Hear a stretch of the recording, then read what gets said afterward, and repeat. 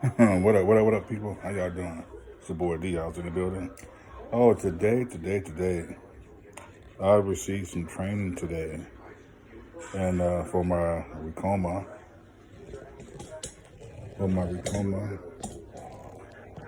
embroidery machine today, and it was about 2 hours worth of training, a little bit over 2 hours. I'm going to attach that video to this video so you can see it in full.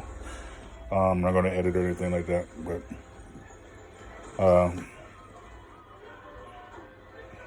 it was great. What an experience. I'm glad they did that. I'm glad they had somebody come out and help me get through it so I can understand fully what the machine is about and make sure my threading was right. That was the main thing. Appreciate it, Ricoma. Y'all did a good job. Colin did a great job. All the people involved, Vanessa, Esteban, all you guys did a great job. Hey, thank you. I appreciate it. Y'all helping me out with Ricoma. I'm going to be a loyal customer for right now. Maybe forever. But I appreciate y'all helping me out. Getting things done. Getting somebody out here today. Helping me out. I didn't mind missing work today for that training that was needed. Appreciate y'all. Y'all doing, y'all keep up the good work, and I'm pretty sure things will pay off for y'all.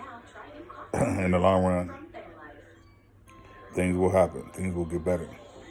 Like I said, training was great. Colin did a great job showing me all the ins and outs of the machine, what it can do and what it can do. And I'm going to make sure I do all the right things and get it done, Try to be prolific in hat stitching, prolific. I like that big ass word, prolific. Excuse my language. But yeah, I'm going to try to get my hands on it and do what I got to do to make it happen. So, Ricoma, I appreciate y'all. And to all you people watching, they're thinking about getting into embroidery, watch this video, like and share it, subscribe to my channel, and think about getting your Ricoma. Holla back. And I'll post some at the end, too. Holla back. I have a YouTube channel. Okay.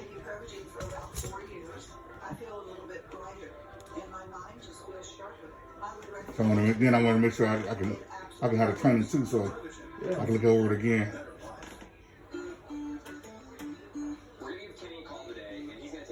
I mean, from what I've seen in the videos, it looks pretty simple. Yeah. So for the most part, you have them all right. Did you thread these ones? Yeah. Yeah. So for the like, if you look at this yellow one, because it's bright, it goes down from here. It goes down under here, up, back through this little arm, and then back down. Which most of them you have, except other than this one, and then what I'm doing. So you just missed two. Okay. So for the most part, I did a good job. Yeah, for the most part, they're all done except two. Okay. Yeah.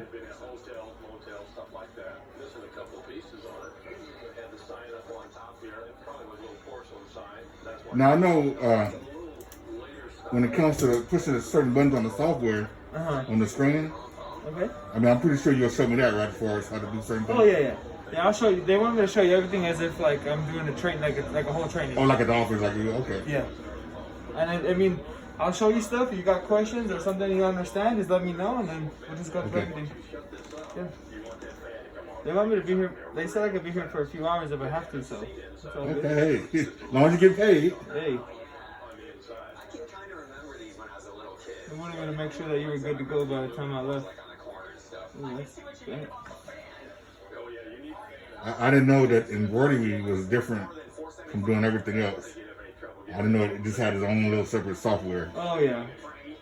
I was thinking I could do JPEG, and, PDF, and all that. So in the program that the machine comes with is where you upload your JPEG and all your photo files, and it turns it into a DST file. No, see, they didn't tell me that. Yeah, so it has an auto digitizing feature, or software, which you still have to do small edits to it. It might not come out perfect.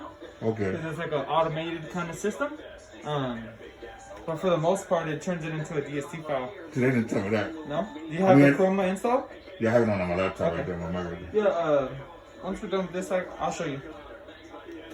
But it's not, like you said, it's not the perfect, but it's enough to get you kind of... Yeah, so like, let's say you have like a basic, like, let's say like an LA logo, right? You could throw that into the software. The software will turn it into a file. You plug the file into here, and the machine will run LA. Okay. So it might not come out exactly perfect because you might have to do small tweaks to the design, just depending on how detailed the design is. But for it's like a real dramatic design, or like for something that's super detailed, you got to send that out. You got to get that. You got to get that digitized because. Like I know I tried to get on the. Oops, sorry. That's antibacterial stuff that needs time. I tried to get on this some stuff that somebody digitized for me. Gotcha. But I'm not 100%. Okay. Yeah, I mean. And I was having a hard time putting that in too. Yeah. Oh, the bobbin? Yeah. So for the bobbin.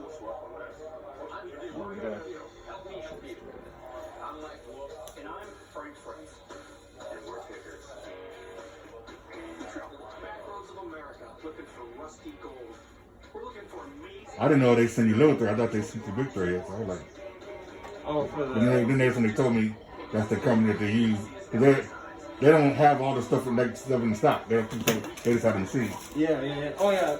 Ricoma. We only have the machines. So like that stuff comes from third party. Right, third party, right. How far is Cypress from here?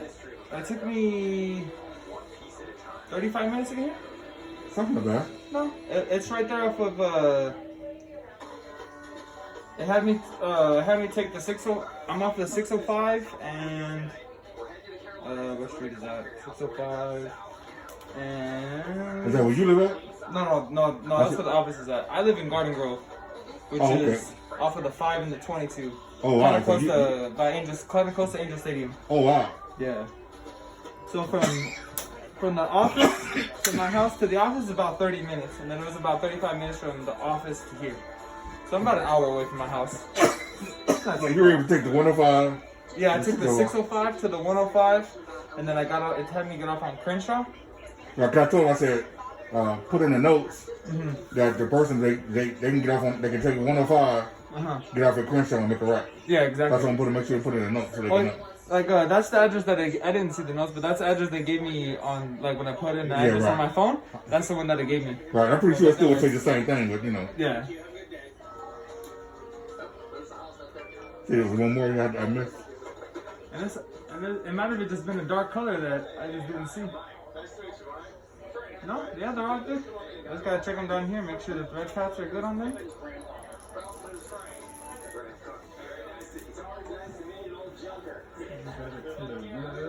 So even making patches, I'd have to do somebody digitize that too. So for the patches, you just need the file one time, and you can multiply it on here. So I just have somebody make me a patch one time. So you just need the file. You just need the file, and you put the file on here, and then you can multiply the file on the.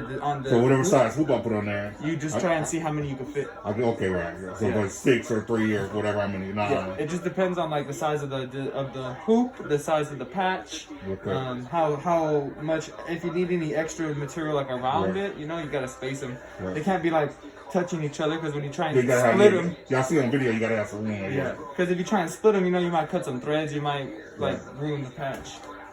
I seen where a guy he made patches using a plastic shopping bag. Oh, yep. A reusable birthday bag. So I probably have most of my stuff sent out to digitize anyway. So is digitize and DST the same thing? So digitizing is the action of making a DST. Okay. A DST is the file you make from digitizing. So digitizing is like what you're doing. So it is two different things. Yeah, two different things. But they're correlated, but they're different. Okay, gotcha. It's like a fish and fishing. Right. Someone's fishing for a fish. Like someone digitizes to make a DST. Yeah. That's kind of like how it goes.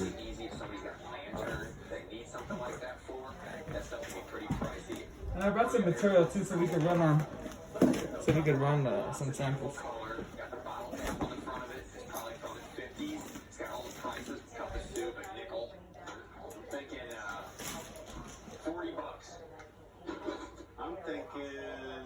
You just slide whatever you cut in that box right there. Okay. And I'll just put it in there. Even that stuff I need, I don't know my problem. I can get it out later.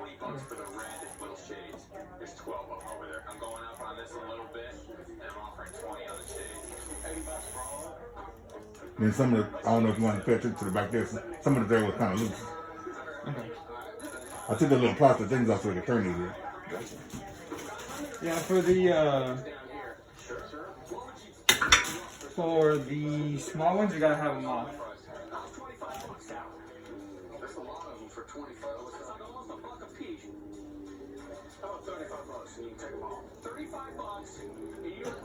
So the bigger ones I can put on there, they'll turn with the bigger ones.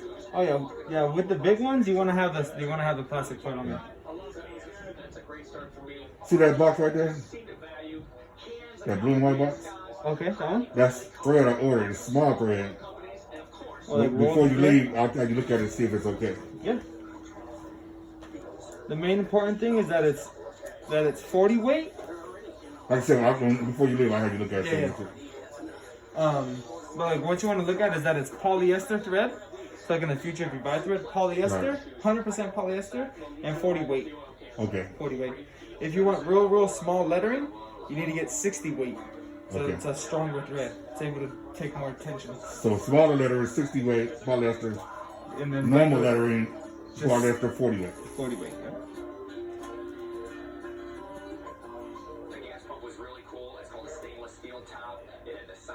Same thing with the bigger ones?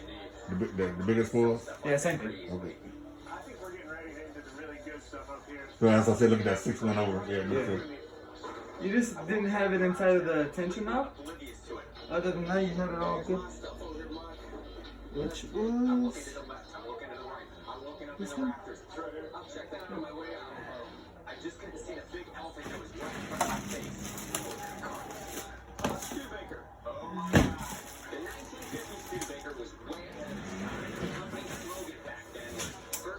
You know anybody wear size 12, 12 and a half tennis shoes?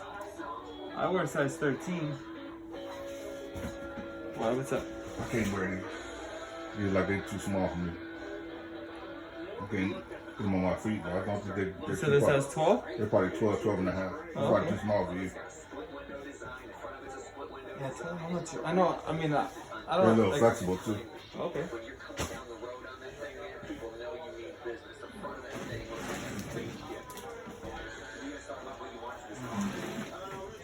I didn't realize they sent you so much stuff. I was like, wow, they sent you all this stuff. Some stuff I ordered myself. You know, I just ordered off Amazon. I would need backing and stuff like that. Yeah. I didn't order any puffing material. I need to order some puffing material. Oh, the foam? Yeah. Yeah.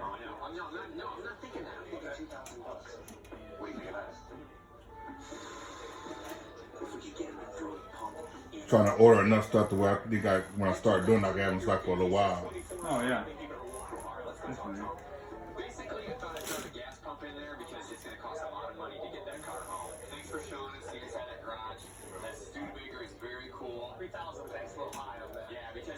There's like grades from 1 to 6, and I think that grade on that thing's about a 5 because obviously 6 is going to be a parts car, and 5 is going to be something that's restorable, something to think about. And I'm also kind of kicking around to you.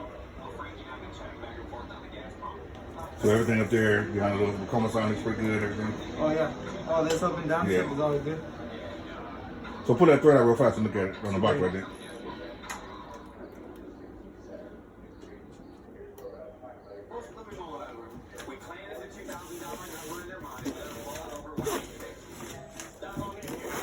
I know if it says it on the box. I didn't know if it was me. I didn't know if it was Frank.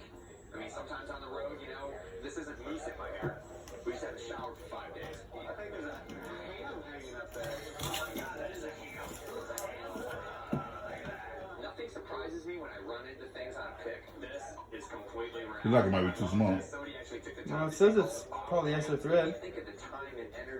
It doesn't say what weight it is though. It was a beautiful piece, man. About $10. Wow,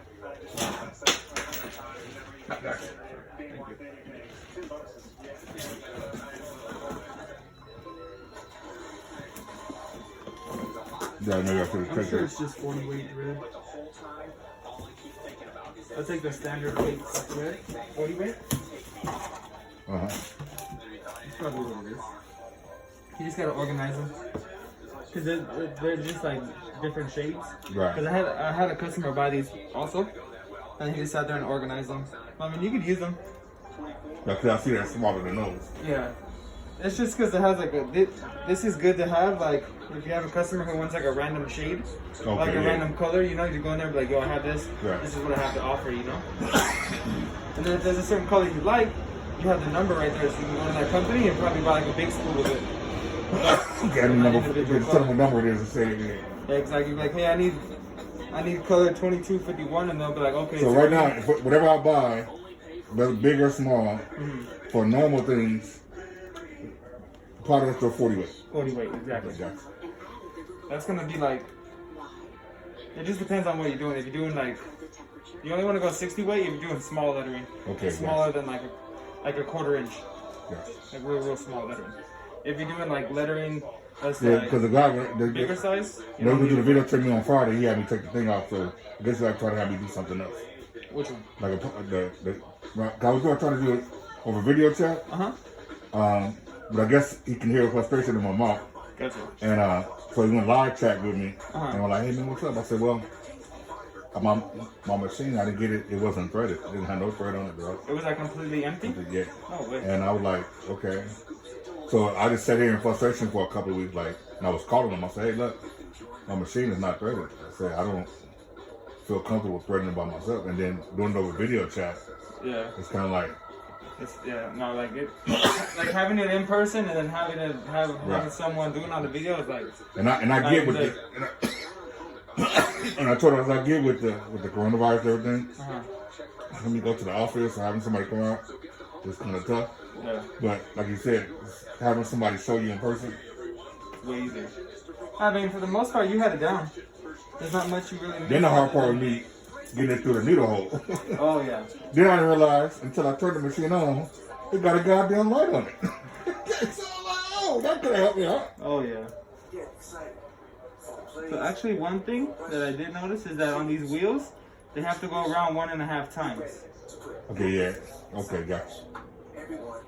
So it has to go like 12 to 12, and then Yeah, I noticed that too. 12 to 6. So it has to go around. It has to go around this first on the back side. Yeah, so it goes here and it goes all the way around and then down to the bottom. Right, and then it come around through the front here on this side. Then through And do then underneath this guy. Then come here. Yep, and then goes down. Yeah, I did notice that on the video channel. I did get that part. And you know, with me, and of course, with me being frustrated, of course, I'm going to miss one. Yeah, of course. You're just gonna oversee some small stuff, you know. That's why it's important to call. Find out what your case is really worth. Let me ask you this. Was worth $900,000. Depending on how fast the machine goes, are you going to have needle breaks? In your experience? Doing flats and stuff, no. Hats is where you get most of the needle breaks. It just depends on how you're hooking the hat and how you have it around the. Reason why I'm asking because when I joined the Ricoma page. Oh, the Facebook page? And I just introduced myself and said, hey, I just got the machine. I mean, very first person, oh, take it back. It's a terrible machine. Oh, you know, I got all kind of needle breaks. I'm going, wait.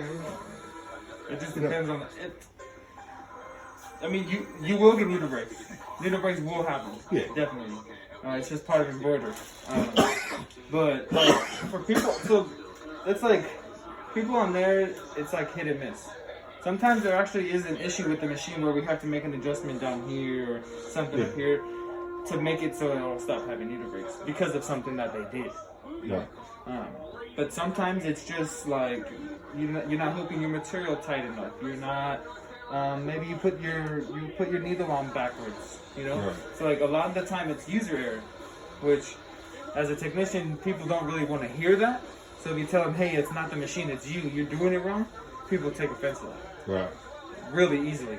So basically, it's just taking your time, paying attention.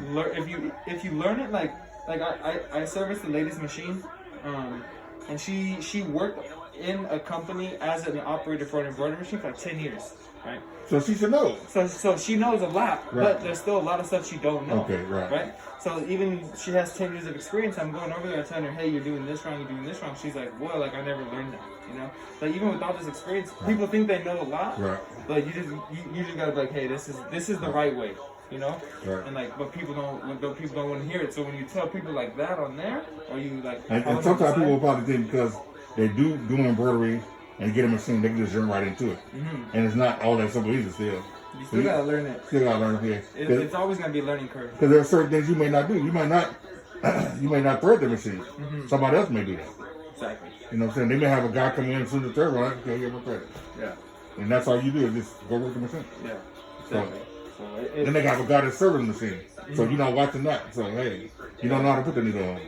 Exactly. It's most of the time it's user error, but some of the times it is the machine. But something that's fixable doesn't necessarily mean the machine's like a POS, you know? Which some people like to think that. So what is this for? It's for the transfer the file over? That's so you could transfer files from your computer.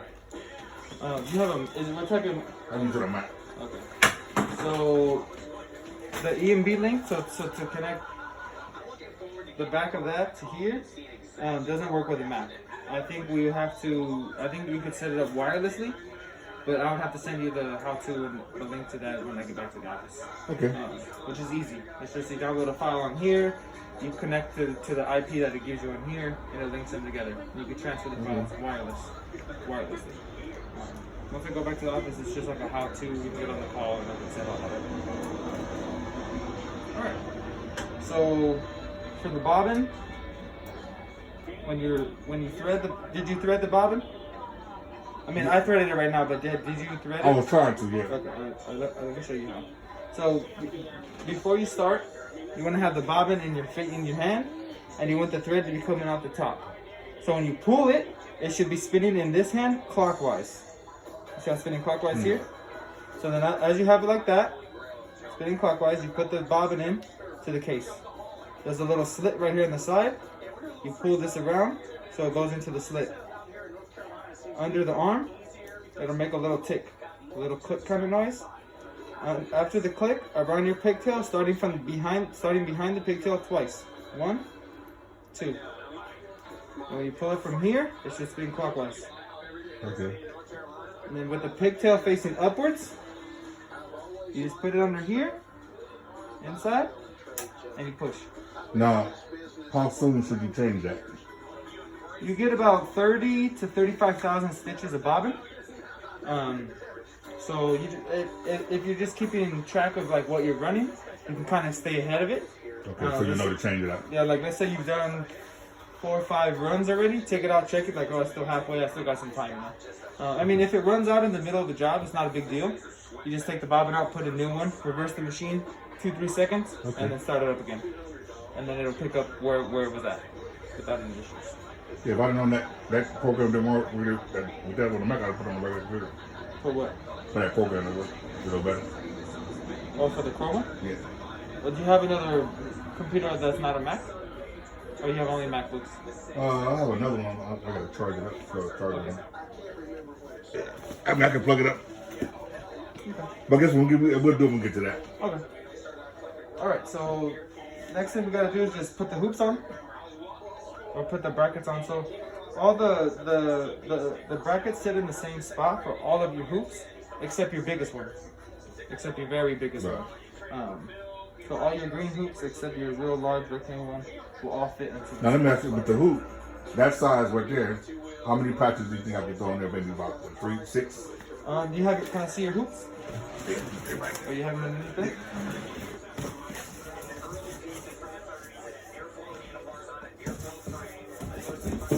So of course it just depends on the hoop you use. You use this guy, you get a lot. Yeah, probably get about 15 or 12. Yeah, it just depends on the size of the design. And then this guy, you get. I think I saw a guy do 6. Yeah, like again, it just depends if on the size. Is the patch this big or is the patch this big? Yeah, I seen like maybe 3x3 or 4x4. Yeah, so if it's like a 3x3, something like that, you probably get like 1, 2, 3, 1, 2, 3. Yeah. You get like 6. And that's the one they're probably going there that size right now, right? Yeah. For today, do you have backing that's big enough for this? You can look and see what I have in those boxes. Like from the starter kit, or did you buy backing separately? Stabilizer. I mean, I know some comes with the starter kit, but did you purchase any separately? I have it here. That box right there, you might see what's in that box right there. Okay. Yeah, because most of the time in the training, we run the smaller hoops. Because the starter kit only comes with a certain size backing. What's in here? Oh yeah. Yeah, I have, so we'll have to use the smaller hoop. I have backing that size with me.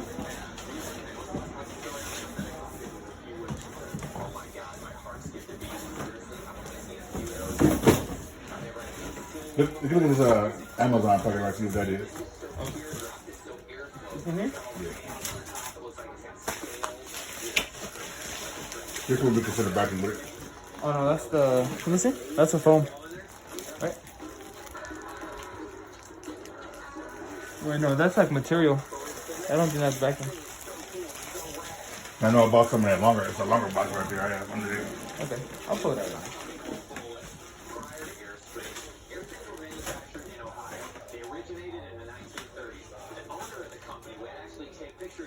Yeah, I'm trying to get my room where I want to put it where I can. I'm trying to save my recycling with the coronavirus. I ain't even trying to. Can't take the recycling in. And I forgot I was getting the machine, so I know where to put my hoops right now. Yeah, that's it. It's alright.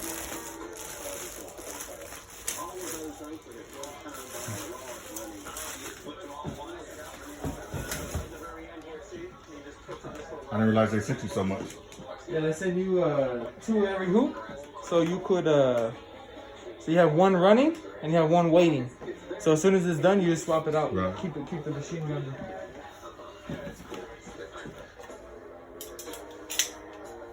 So what I like to do when I'm first putting the hoops on is Attach them in there. yeah, put them on here first. This guy will always be on your right hand side. When you're going in like that, it'll always be on the right. The little U cut out.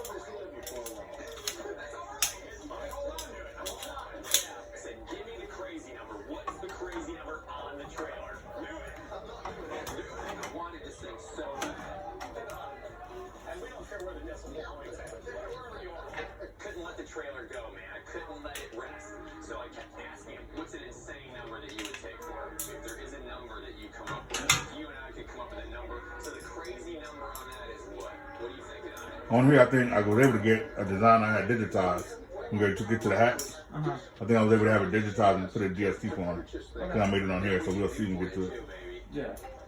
We cut some deals on some stuff. I was desperate. I had no choice. I decided to pull out the oldest trick in the picker Bible and offer him a hot lead. We hit some picks that there's this stuff that's just way too big for us. That's really, really reasonably priced. I mean, I could even tell you what the people want for it.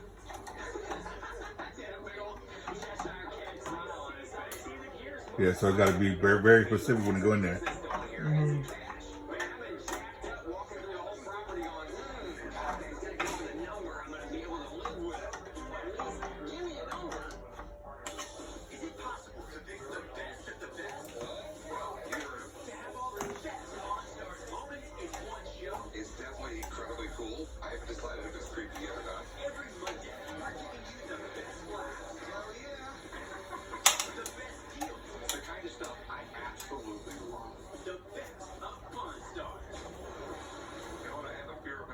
We're going to test print today. Huh? What are you going to test print? For your pre-training, did they send you any, did they send you a file that's called Cheers? I couldn't get it downloaded. No? Okay. Can you pull it up on your computer? We'll download it.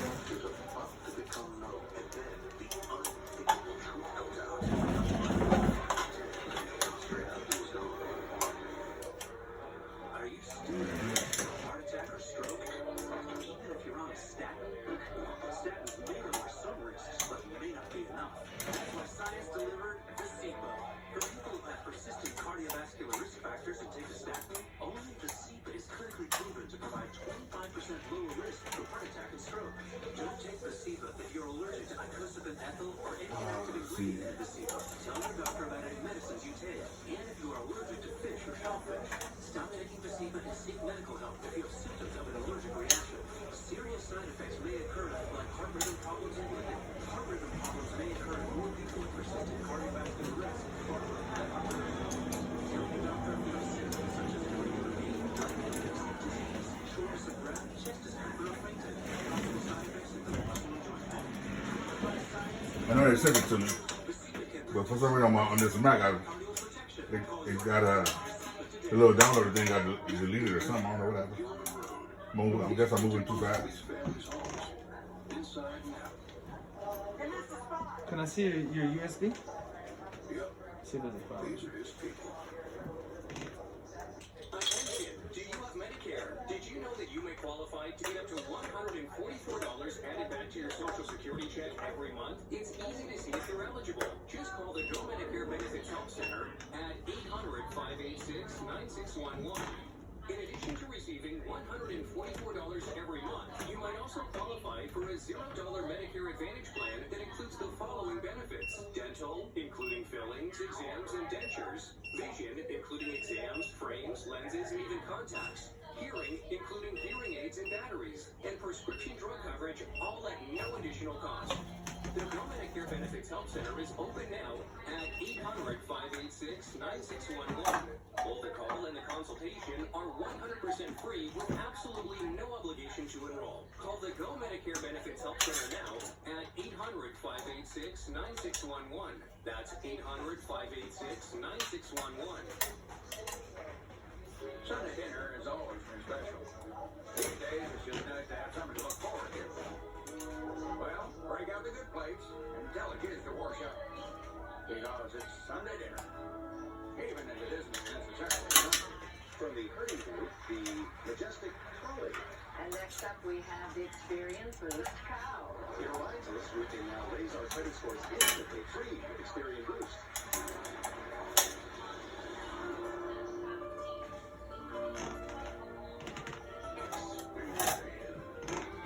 All right. I'm at 13 points. Boost your credit scores instantly, free with Fix. Sorry, the phone didn't email. Step one, the Experian. Something. So, on an Airstream trailer, what's an insane number that you would take for it? Oh, it would be 75. 75. Finally, Mike throws out the number 75. Sounds like we got your attention a little bit here, Mike. 75 turns into 96 or 65. When they sent it to you, remember what it we under? What kind of building is this that you made? Nah. I'm not sure. You could type in what you can search Cheers. .dst. Walk around a little bit more, say, hey, we're getting ready to leave. You want to sell something? Oh, this is cool. That's some really neat stuff. You know, he's showing me other things, and I'm looking at him, but in the back of my mind, I'm just like 75, 75, 75. That's all I can think about. All right, I'm on this one. It's got some cool patina. Is it like AMztrtinf for $25? Yeah, do that. Awesome. I'm loving this stuff. Even if I'm exchanging $25, what's happening right there is we're bonding. How about your little undersea sign there?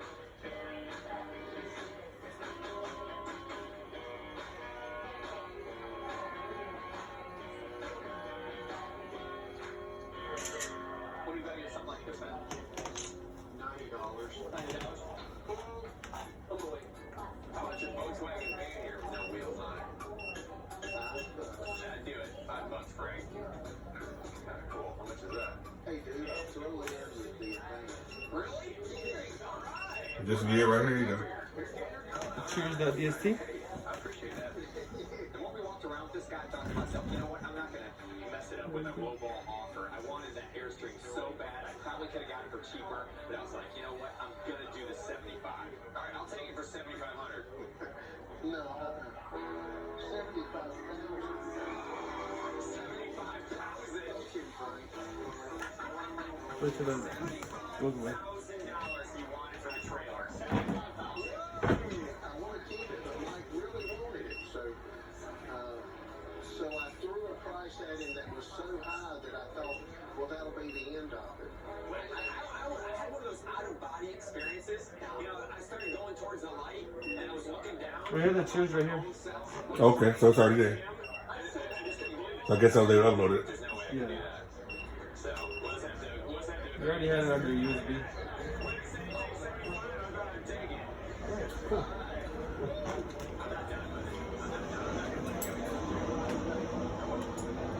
Great to see my machine run for the first time.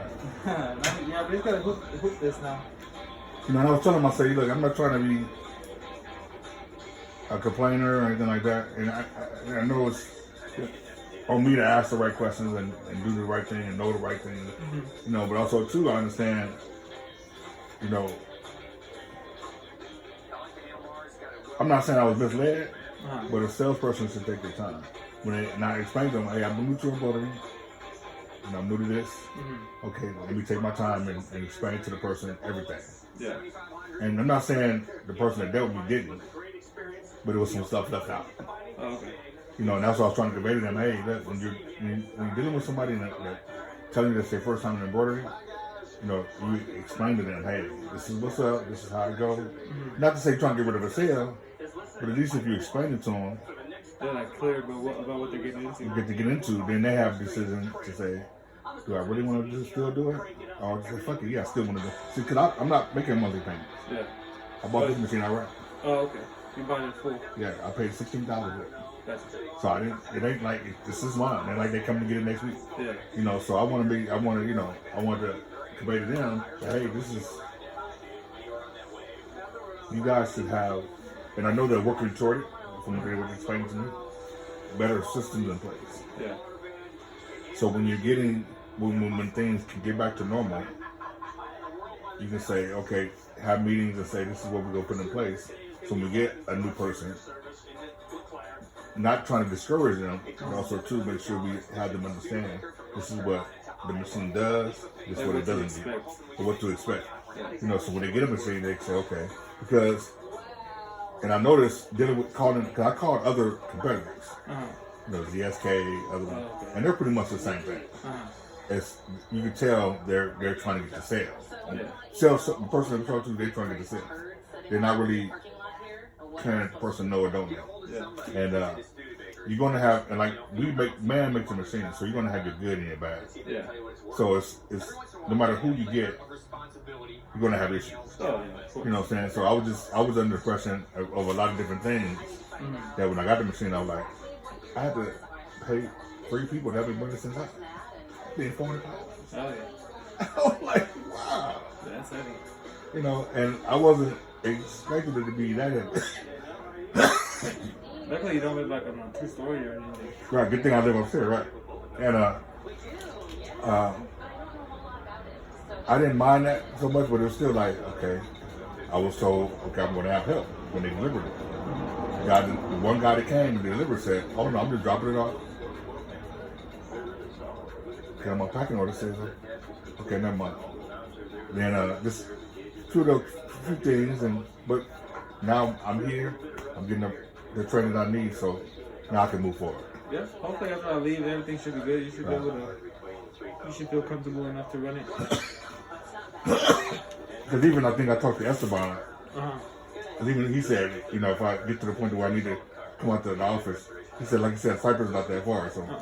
That's super close. Alright, so do you have like an area where you would do all your hooping, or like a surface? Not really. No? Okay. Right now, just do it on the floor, but you definitely want to have like a table, or maybe like if you like get like a tabletop or like a surface or something, so you can do all the hooping. Because you want to do it on something firm, so you get this real tight. You get the material really tight. Do you have any like shirts or anything you want to run on, or or we can just run on this sample material? It's up to you. I don't know if you have material you would want to put sample. You can do the sample one. So you'll do that tier. Yeah. I brought a couple hats, so we could. I was saying probably with that Dorsey 86. I want to do like the green. If you do a hat, I put it on the hat. Okay. You said the Dorsey? I think I seen it on there. Yeah. Okay. But I want to do the green string and see how it looks on the hat. Okay. So when you do the hooping, you just want to get the piece that's big enough for the hoop.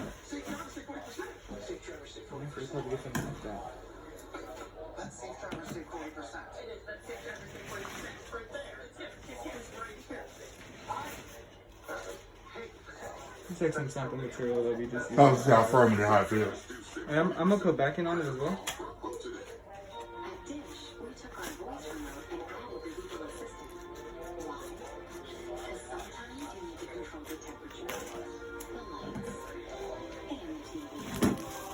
And then just get your backing.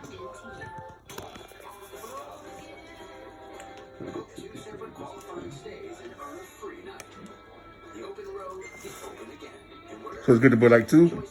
With this material, because it's thinner, yeah. with like a shirt, you just want to put like one piece.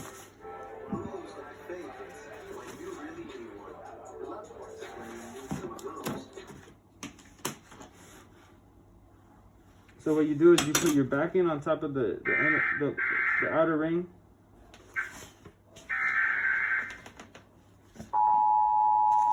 Then you put your material on the top.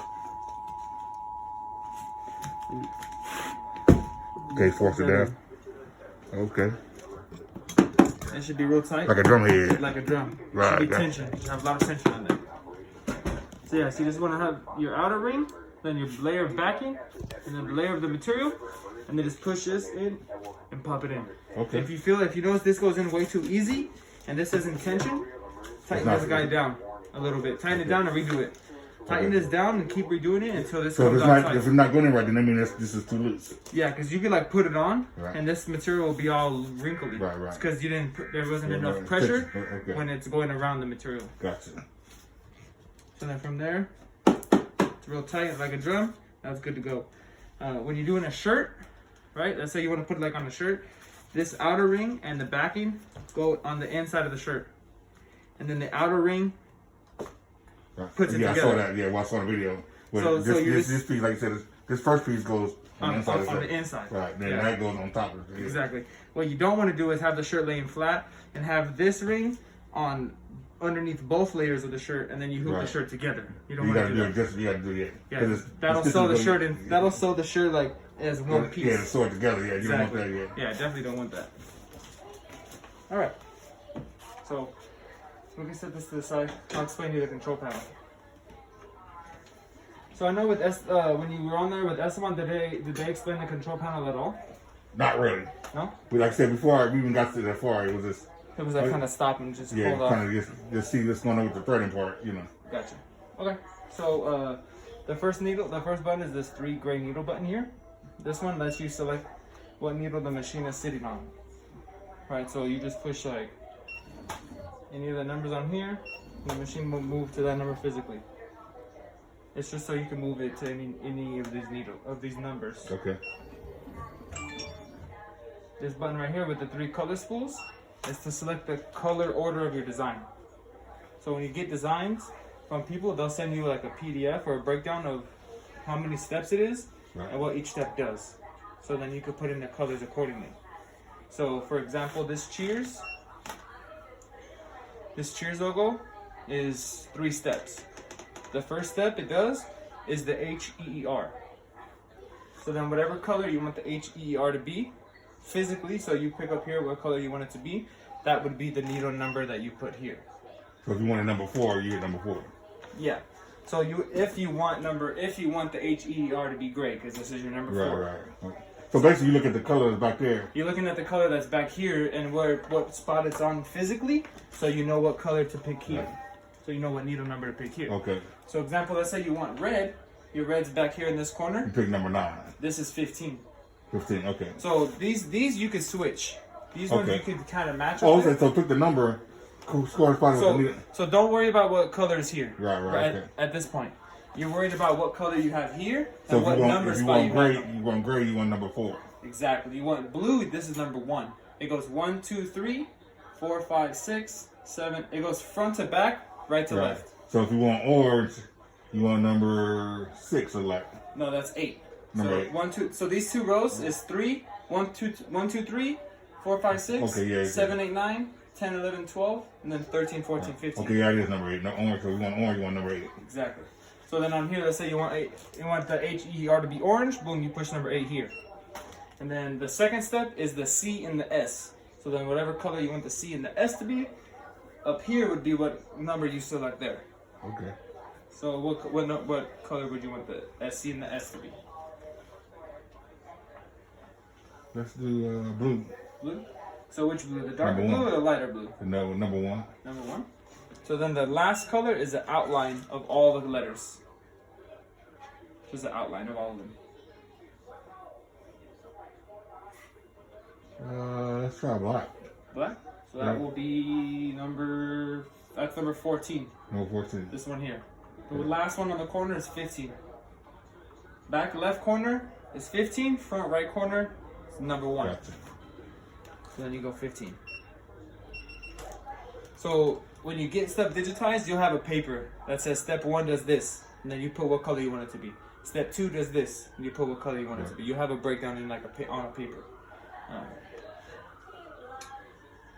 All right. The next button is the mode button that says AA right here. Yeah.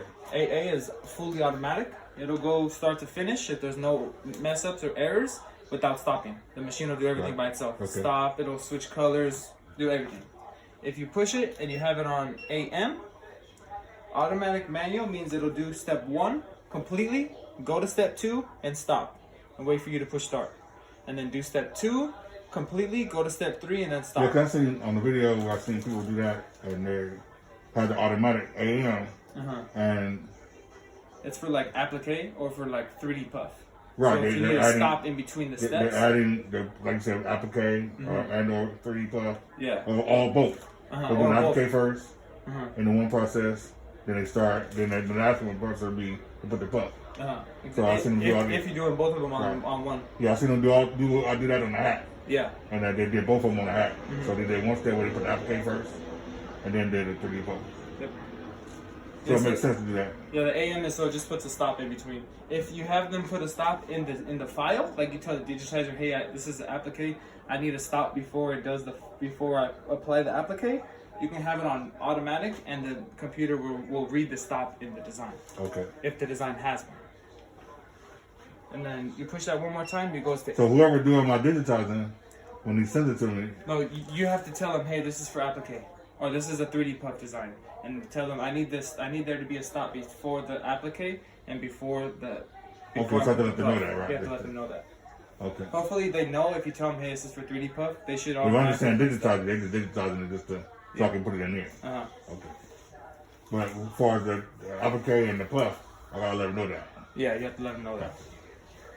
If you push it one more time and it goes to MM, that's fully manual. That means that you have to do everything manual. You have to color change, you have to trim, you have to switch what needle you're on. You have to do everything manual. So that's kind of, just stay away from that button. Just keep it on AA and AM. That's for somebody that truly know what they're doing. Exactly. That's if you're like needing to do like specific stuff. You know, you needing to stop and you want to kind of control what's going on. Maybe a real serious design. You got to really check certain things. Exactly. You want to be like if you're really on top of. Yeah. So just most part AA. When you do applique 3D puff AM. This squiggly line button I'll have to show you later once we get into the embroidery. That's how you fast forward and rewind. This lock button is to put the machine in or out of embroidery mode. When it's locked, the machine is in embroidery mode, and which means that the machine is locked for the design you have set. It means you can't change designs, you can't change hoops, you can't change the size of the design unless you unlock the machine. Because it's locked in for what you have the machine set for. The design button, or the file button, is where you would transfer your files. So you have two buttons. You have your USB memory and your machine memory. So you want to come to your USB memory, look for the design. For example, like we did the Cheers design. Yeah, that one there. Oh, right there, like one of those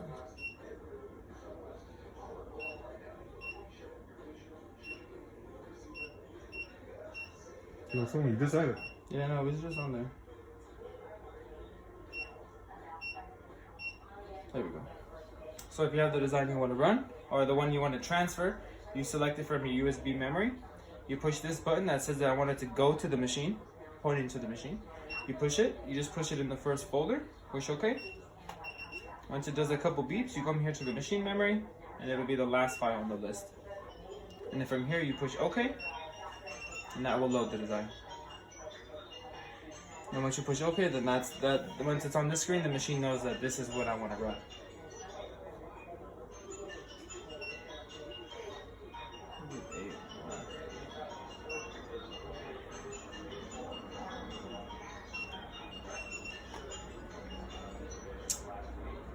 Any questions on the transfer? No? This design set button, the one with the 3 blue stars, is so you could increase, or the first two options are saying you could increase or decrease the size of the design. There's an X and a Y. I would only increase or decrease by 20% from 100. So between 80 and 120 is the range you want to be inside of if you have to decrease or increase. It's because the control panel won't add stitches if you make it bigger, and it won't take away stitches if you make it smaller. It's going to use the same number and just put it in a bigger area or put it in a smaller area. So if you make it too big, there's going to be a lot of spacing in the gap. There's going to be a lot of spacing in the threads. If you have it too small, it's going to be all bunched up. You're going to have a lot of, like, the threads are just going to be like stacking up on top of each other. The next one is the one with the 4 Fs. This is so you can flip the design around if you want to do different, if you want to like sideways or upside down. And then this is the mirrored version of those. So like if you want it to be upside down or sideways.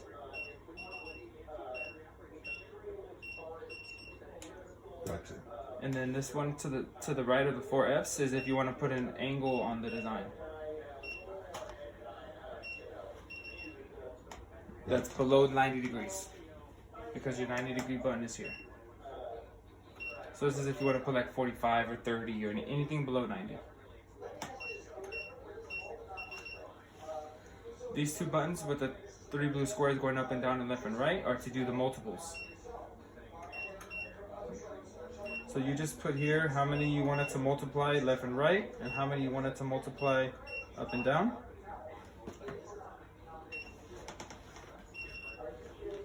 And then the ones below it is the spacing between them horizontally and the spacing between them vertically. So you can put like 50. And then it separates them. And you just have to play with the spacing until you get them in the right spacing. And then you obviously that's not going to fit in that hoop, but then you would just pick the right hoop. So bigger hoop, get the right spacing now, then I do the multiple colors. Exactly. Well, like on here, it's gonna look like multiple colors, but it'll do whatever color. Whatever colors pick. Okay, yeah. Okay. Yeah. It just has multiple colors because it's multiple designs. But it'll do each one at a time. So do that one more time. So right here is how many this is where you want to select to do the multiples. How many you want to go left and right, and then how many you want to go up and down. And then this is the spacing between them. So from here. 50 wasn't enough, so let's say 100.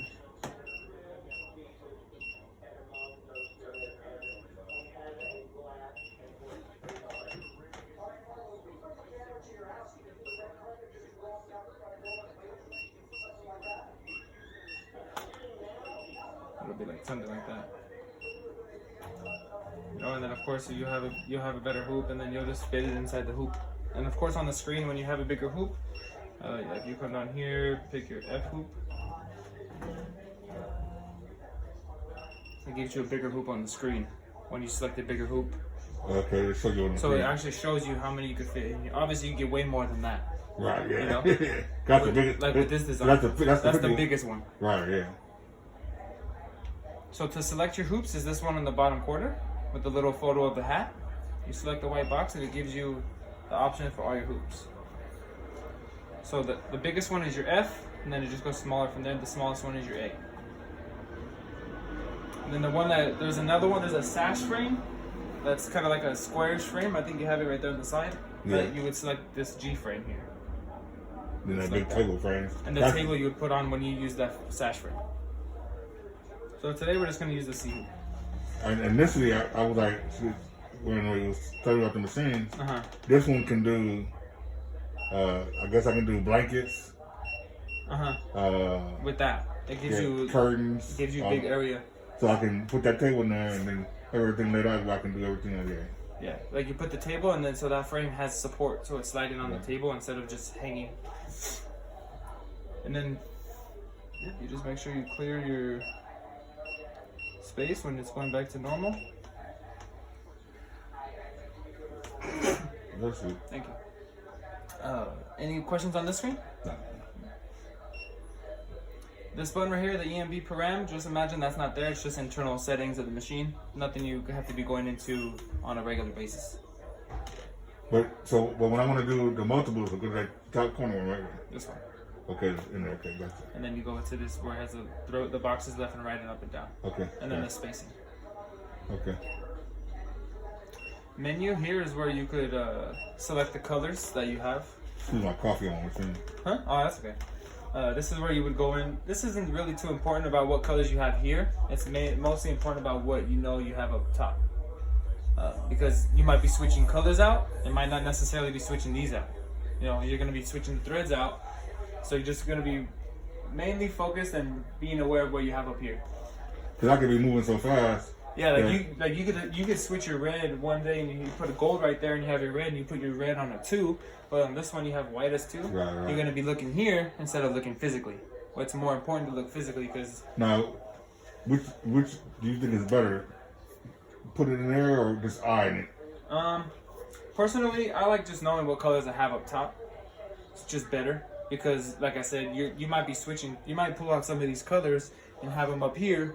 But you might not have, like I said, you can have a red on the first one or on the second one, but right here you have white.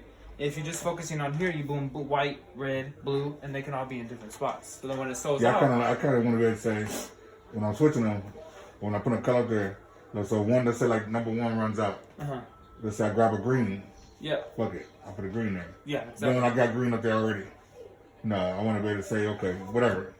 You know, it doesn't matter where I put the colors at. Yeah, no, it doesn't really matter. Just as long as you know physically where they're at when you're selecting them. If that makes sense. Yeah, it makes sense. Yeah? Cool. The next button is this ABC button here. This is so you can do like name tags or quick names on the control panel. So like for instance, like I'll do the word mom. Push OK. Once you have the word you want, it pulls up this screen. The options, the only buttons you're looking at are these ones here. The first one is the font size, so how big the letters are. The second one is the font distance, is how spaced out the letters are from each other. And then the last one is the density. So density, if you're doing this, has to always be 0.3. Always. And once you push OK, if you change these settings, you'll see the word come up here. For the distance, if you see, I put 5, it puts a little bit of space between them on this middle one. And then you come here and select what font you want to use. It'll change the font. Now, once you have all this set up, these three, this one is the font size. It's in millimeters. So you just have to figure out how many inches you need it to be and convert that to millimeters, and then put that in there. So let's say you need it to be like a 2 inches letter. You just like on your phone, you can ask Siri, "Hey Siri, how many millimeters is 2 inches?" And she'll tell you. Like she'll tell you right out. So then I scroll go to millimeters. So then you go up here, and then what if she like you ask her how many millimeters is 2 inches? She's like, it's 35 millimeters. You come here, go 35, push OK, and then that'll make the letters bigger. Gotcha. So like you can ask Siri like, "Hey Siri, how many millimeters is 4 inches?" And she'll tell you that right away. Yeah, 101? 101. Gotcha. So like if you, Siri will convert anything. So any conversions, you just ask her real quick and she'll give you the number right away. So then from there, once you have all these numbers set up and you like how it's coming out, you push this down arrow button. That down arrow button will download the design to your file stream.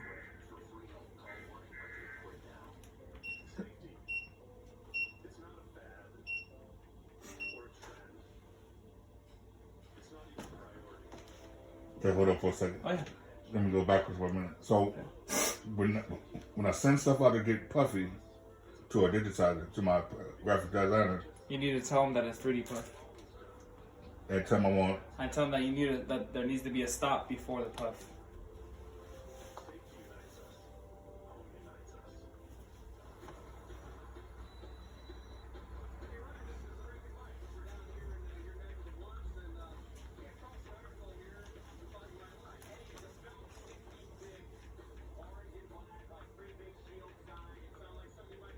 that's the only thing I need to remember. Got it.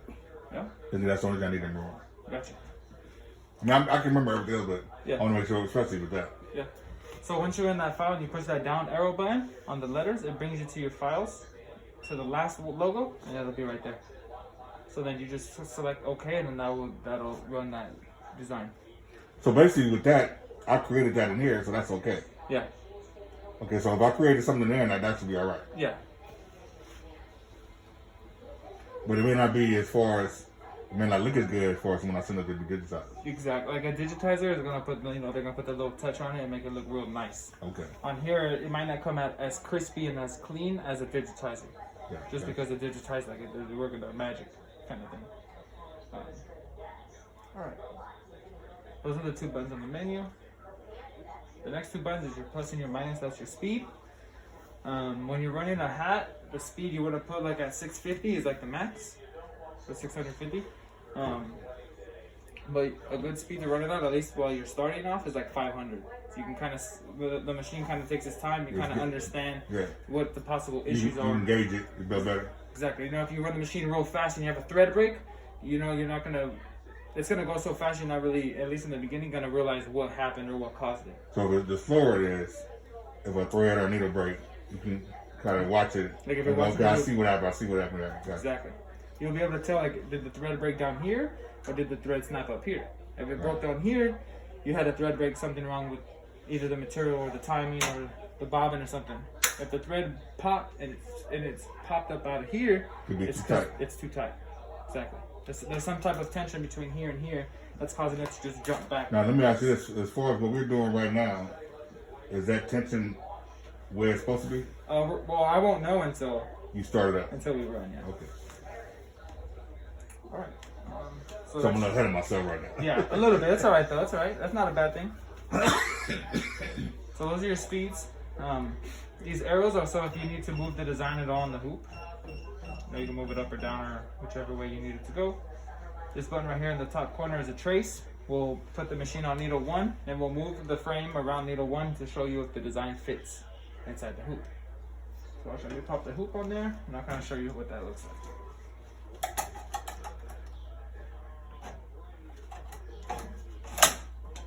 Alright, so you got the hoop on there. You're going to push this one in the top corner. The machine's going to move to needle 1 and it's going to slide. And you're looking at needle 1 to make sure that it fits inside the hoop. You can kind of hold your finger down so it kind of let you know where it's going to be at. So do that automatically? Do I have to do that or? Well, hold it down? Yeah. I mean, I like doing it just because it gives you a good view.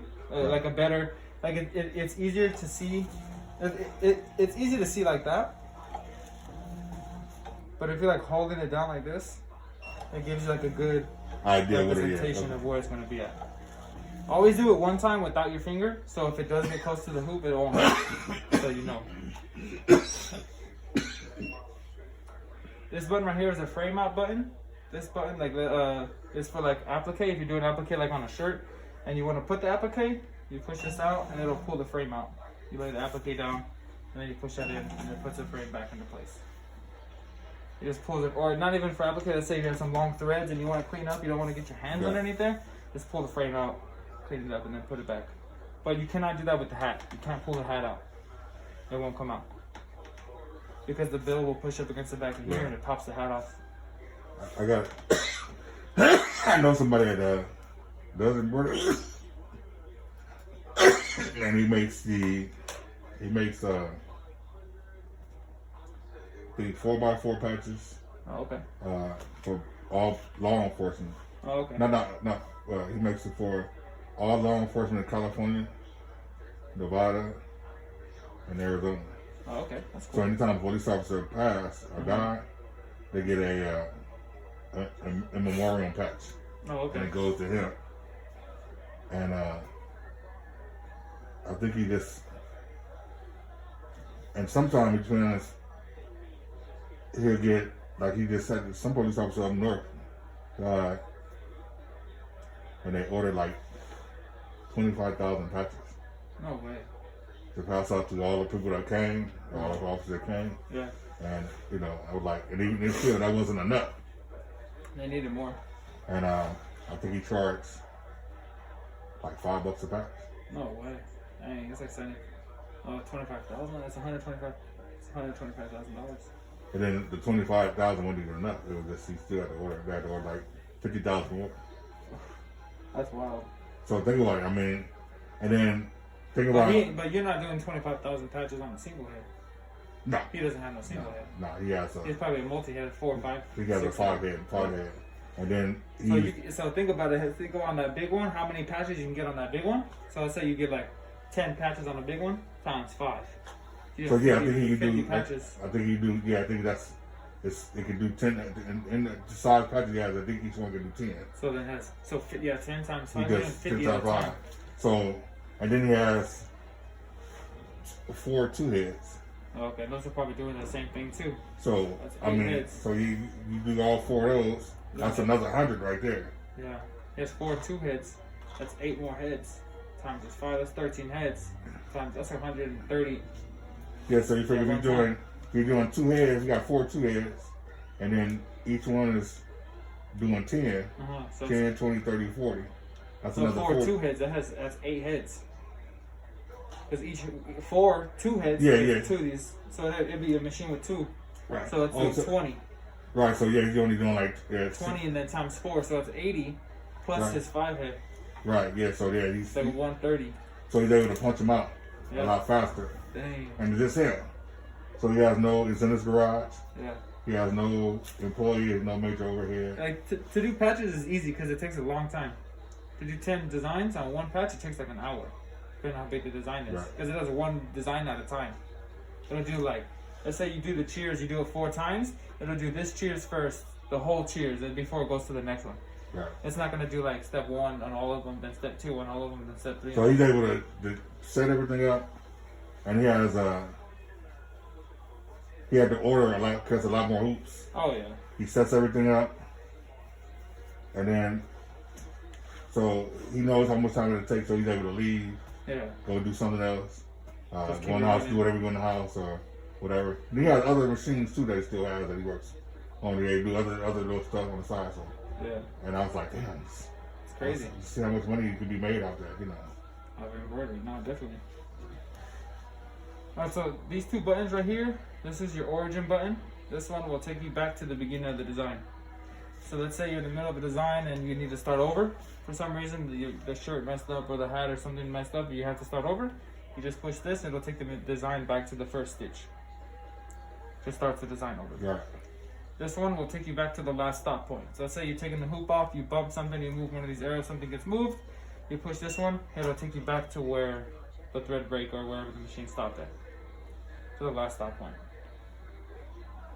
This button in the middle with the 2 arrows, if it's on a single arrow, the speed will go up by 10s and the arrows move really slowly. If you have it on a double arrow, the speeds will go up by 50s and the arrows move really quickly. When you move the design, it'll move fast. Right. And then you have your 100 degree, which is like a reset, your trim, your start, and your stop. This is the emergency stop button. So if something goes wrong, you notice that this is sliding over and about to get hit by the needle, boom, smash your emergency button before it does it. Gotcha. Any questions so far? Yeah. No? Alright. Now the next thing to do is just to push start. You want me to do it? Yeah. What does it say? Trim by position. There we go.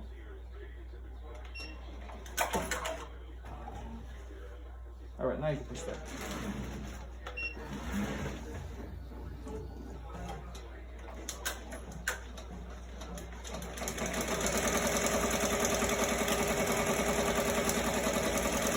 So why is it important that the thread hang like that?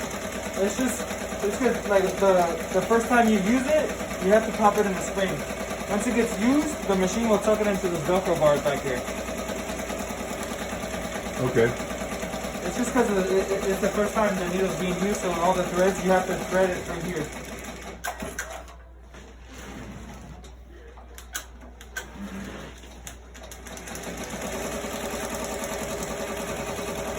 It's not too loud. Huh? Not too loud. It's going at 650, so with the flats, you can go, the max is 1,000. But like I said, until you get more familiar, go slow. So I like 500 to start off with because it's a good speed. Like even 600 is good, just so you can see, you know. You keep it slow. Yeah. I'm saying even with that speed, it's not too loud. Yeah. And it's a good enough speed to keep it moving, but it's not too slow, but you're also able to visually see what's going on. You can kind of see how the machine works. You know, kind of get. When I was younger, I used to watch my grandmother's stuff. Oh, okay. Yeah. I know. I was kind of looking at that one. Yeah, I got that. And I used to watch her sew on the regular sewing machine. Uh-huh. And I'm like, wow, you know. But yeah, I like that one. Those are okay. You're doing something small. Real Single quick. needle? Yeah. Someone's name real quick on Yeah, a no, shirt or t-shirt or something? something like that, yeah. So when it goes from one, so you notice it's on orange. When it goes to the next color, that's when you know that the machine's going to the next step. And it's switching colors. So right now, this is the first step, the HEWR. Okay. As soon as it stops and trims and you see this head move, boom, now that's step 2, which we picked was blue.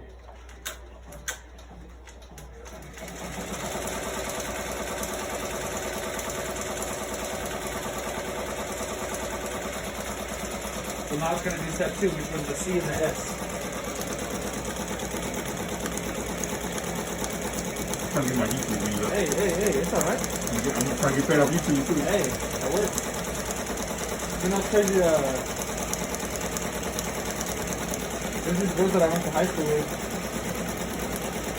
They got famous off of YouTube, off of making slime. They're like millionaires now. Okay, I went to what? high school slime. Slime. Yeah, you know kids like playing with slime? Oh yeah. Yeah, they like I did see that video. Because people they make slime and stuff. Yeah, well these girls I went to high school with, they like So blew she up got- on YouTube with that. They had like millions of subscribers on Oh, YouTube. wow. Yeah, it's wild. I did see a video like that where the person created a slime. Yeah, like we put like school glue and so we like mixed Tide with like school glue and like a bunch of random stuff and it makes the slime. Oh wow. Yeah. It's interesting what you become famous on. No, that's crazy.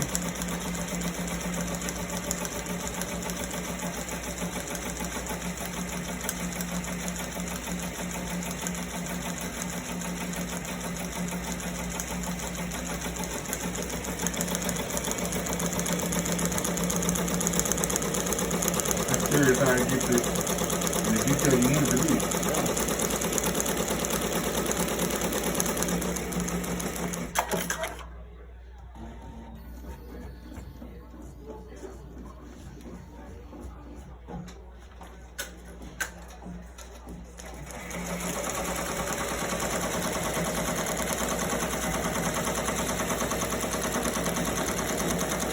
So then now that it's twisting and it's on the black now, then this is now step 3. So it's trimming in the back. Now it's doing the trim exactly in the outline.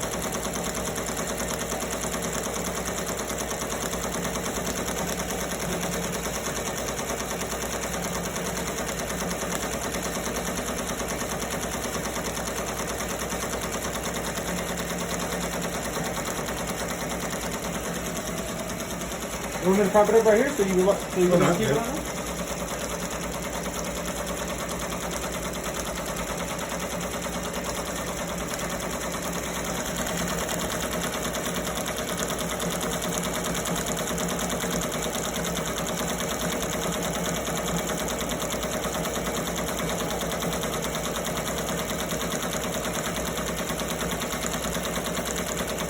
See how fast it does. Even with that, it does pretty fast. Yeah. So like to figure out the time, the total is 4,500 stitches. So then you just divide that by 600. 645 is like 7, like 8 minutes. Okay, I see it gives you everything. It tells you everything right there. So it tells you how many stitches is total and it tells you what stitch you're at now. Okay. So that number is just gradually going up into this one. You have a light button too. I didn't know if you had a light. Yeah, I saw that, yeah. Something like that. Yeah, I realized that there. I was like, yeah, I got a light on there. That's very see everything. Yeah.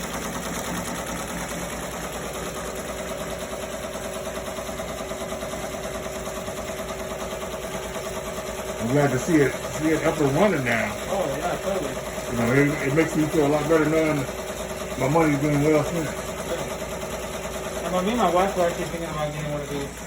Because I'm a technician on it, you know. So it's like. So you already know the ins If and outs. something goes wrong with it, I could just fix it Right, on yeah, the you spot. already know- yeah. I don't have to wait for a technician to come. Right, you already know what to do and everything. So like, that's kind of an advantage for sure. I would say, man, if it's how old are you? 26. It could be a good investment for later on down the road. In your mind, if you and your wife see how good the business go, you know what? And then, but also too, you gotta look at. I'll be 53 this year. How much longer can I work? That's why I bought this. So I'm actually about to go service a guy after I leave here. He's an older guy. He's like 65. Right. And him and his wife, they have like they made their rooms like they do sewing. He has an embroidery machine on the side. So him and his wife, they just do That's all they sewing, do. and then they just keep it running in the back. They're older too, so they don't even really mess with it. They just put the stuff in, put the design. They do simple names like this. What I was gonna say was for you gotta think about health insurance. So as far as not working anymore, you got to pay health insurance out of pocket. Health insurance there, which is very good. And now I see this girl on YouTube. What's her first name? That's all she does. Embroidery. She has 3 or 4 different business. She does Estee, Okay. and then she does Estee. You know what Estee is? That's it. Yeah. And then she does embroidery, Okay. and then she sells ribbon. So she has 3 or 4 I think I different. might have. She's like a light skin kind of. Yeah, long hair, Yeah. and her She kind husband. of looks black, but I think she's like Mexican. Like she might be Mexican. Yeah, yeah. Yeah, she's like I somebody think Mexican. she has an alcohol machine. Yeah, and then she has a husband, then 2 kids. So no, she has like 7 or 8 machines. Oh yeah, okay. She has 2 Malcolm machines, then she has a couple of brothers. I don't know if she has a Ricoma now. I think she has a Ricoma too. But she's got 7 or 8 or 9 machines. Oh man. To where she's constantly She's pumping stuff out. pumping stuff out. Now, I think her husband still works. Oh okay. Oh, you know what? I think he works for FedEx, I think she was saying. So I think that's where her medical insurance comes in at. Oh, okay. So in a way, that's kind of good. So you got to look at that, like, if that's where you want to be. So me, I'm trying to get to the same way where she's at. Yeah. You know, I want to be able to say, okay, let me order me another one. Have my own You thing. have a 2 different machines set up in here. Set up in here where I can have 2 machines going and do the same thing. And then she does it at home, so it's the overhead she has. She doesn't Not pay that for her much. like rent and Right. for a shop. Nothing. Only thing she's paying for is electricity. You know, she's not paying for labor, but she's doing it. You know? Right. And I don't think she's leasing any of her machines. I think she's buying them all right. Yeah, buying them all right.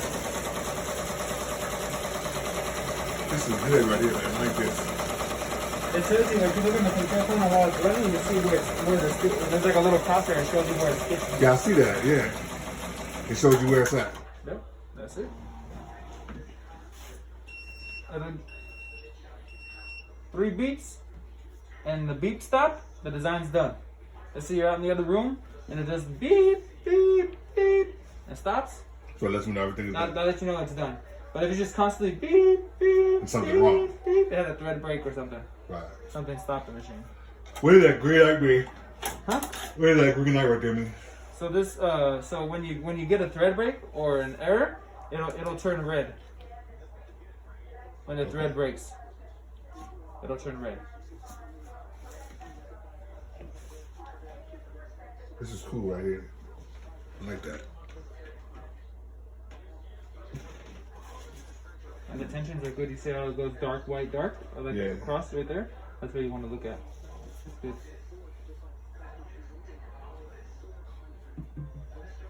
Yeah, it's tight. I'll leave you some of the sample material. Just when you hoop it, it has to be real tight like that. So all I do now is I can just cut this out. Yeah, or you cut it out. Or whatever you want to do with it. So it has to be. This part always has to be on the front right. The U cutout always on the front right. Always going head first on the right. On every hoop. Every hoop. All the hoops will have this So why is it done that way? Is it just because inside of this little bracket. So this is like a female cutout. There's a male piece in here, that fits into that spot. Right. So, and it's only on this side. And it's like a virgin cutout. Yeah. This one is blank. There's nothing there. So no, that's why it's like that. Yeah. Honestly, I don't know why they have the cutout. They could have just kept it solid. It wouldn't even change. So this one don't even matter. No, it don't matter. It's just this. Like if you try and put it backwards, like if you try and put it upside down, It won't do anything. it'll let you slide into the point to where that little male part is at. It won't let you go in. It'll let you go in on this side because it doesn't matter. There's nothing back here Right. stopping it. It's this side that won't let you go in. If you flip it around, slide it in, it goes into place. Now you gotta do is pull it out. So what you want to do is put down pressure on this, on the hoop, on the arms, and up pressure on the hoop. So you lift it up out of the lip, like that. You know, down on the arm, up on the hoop, and it pops it up. Right. Gotcha. You can do one at a time, so until you lift both sides up and slide it out, or you do them at the same time. Whichever way you feel more comfortable. You know, if you want to do one side, then come into the other side, then pull it out. Whichever. Now, is it easier to attach those bars to the hoop first, So- and attach it? Yes, at least for the beginning, until you get kind of familiar with where these go. But like I said, if you're just gonna be doing hoops, you could keep these arms on the same spot until you get to the very biggest one. Okay. All the hoops sit. These arms will sit in the exact same spot for all your hoops up to your F hoop. Because the width from here, The F here? hoop is that the F hoop is That the medium real, size hoop. real rectangle one. This one. It's your F hoop. okay. So like if you grab this one, it's Gotta the fit in biggest- there. This will fit in right there because if you grab this hoop and you put it here, the width It's the same is size. the same width. Okay, so that's why I want. So all I know that. Yeah. So long as that one to do at least 6. If I do patches, So that one will fit in there. Right. So let's my way to do patches. I know if I can do as many patches I can, maybe 6 or 9 patches I can put in there. Oh, that's just the same size there. Yeah. So, but if you are gonna do patches, since you have a single head, do this one. If you have the material big enough, because it's a bigger hoop. Right. Okay. But if you're like going in between hoop sizes and you're not using this one, you could leave the arms where they're at and switch. So it hoop makes more sizes. sense to do more patches, get out the way. Exactly. You And want to then- do more. You want to do patches on one big Right. hoop instead of having to do this 2-3 times. Gotcha. Because on here, if you look at the, it's like Right. It's like, it's like double almost the size. half a hoop more. Like double the size. Yeah. Yeah, almost. So you'll be able to. Yeah, that makes sense. Let's Yeah. say you only get 6 patches on here. Now, where would I put that one? All the way to the end? It'll be to the end, to these 2 spots Okay. here. Okay. Again, put the brackets on the hoop. Put it on, so it kind of gives you a feel Phil, what does it go? where it goes. Yeah, but it'll be on the outside. These 2 holes here, on both sides, Okay. the outer holes. So, any questions on how that went? No. About how that ran? Yeah, that's fine. Everything's good. Awesome. So now we can do a hat. First thing we have to set up is this guy.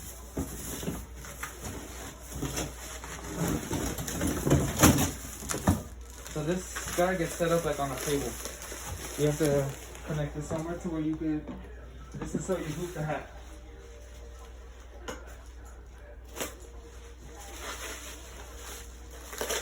They gave me 2 of those. No, so there's one that goes on the machine. This connects to a table, so you can put the hat on the hoop. Well, I'll show you. You gotta hoop the hat on this first before you go to the machine. So what is that then? I'll show you. So that's a cap driver. That part goes onto the machine. You take the brackets off, and that part goes on here. This part goes onto a table, so you can hoop the hat on here, and you take the hat off and connect it to the machine. I'll show you. It's a lot easier than you're thinking right now. I'm confused. Like, I'll show you.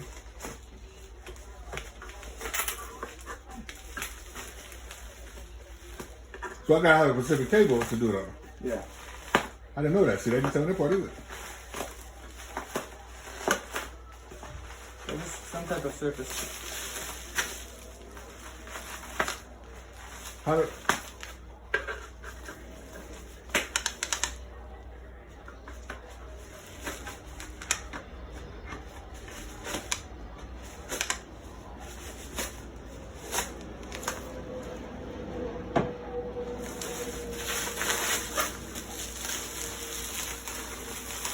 that's not the same as that right there? Uh-uh.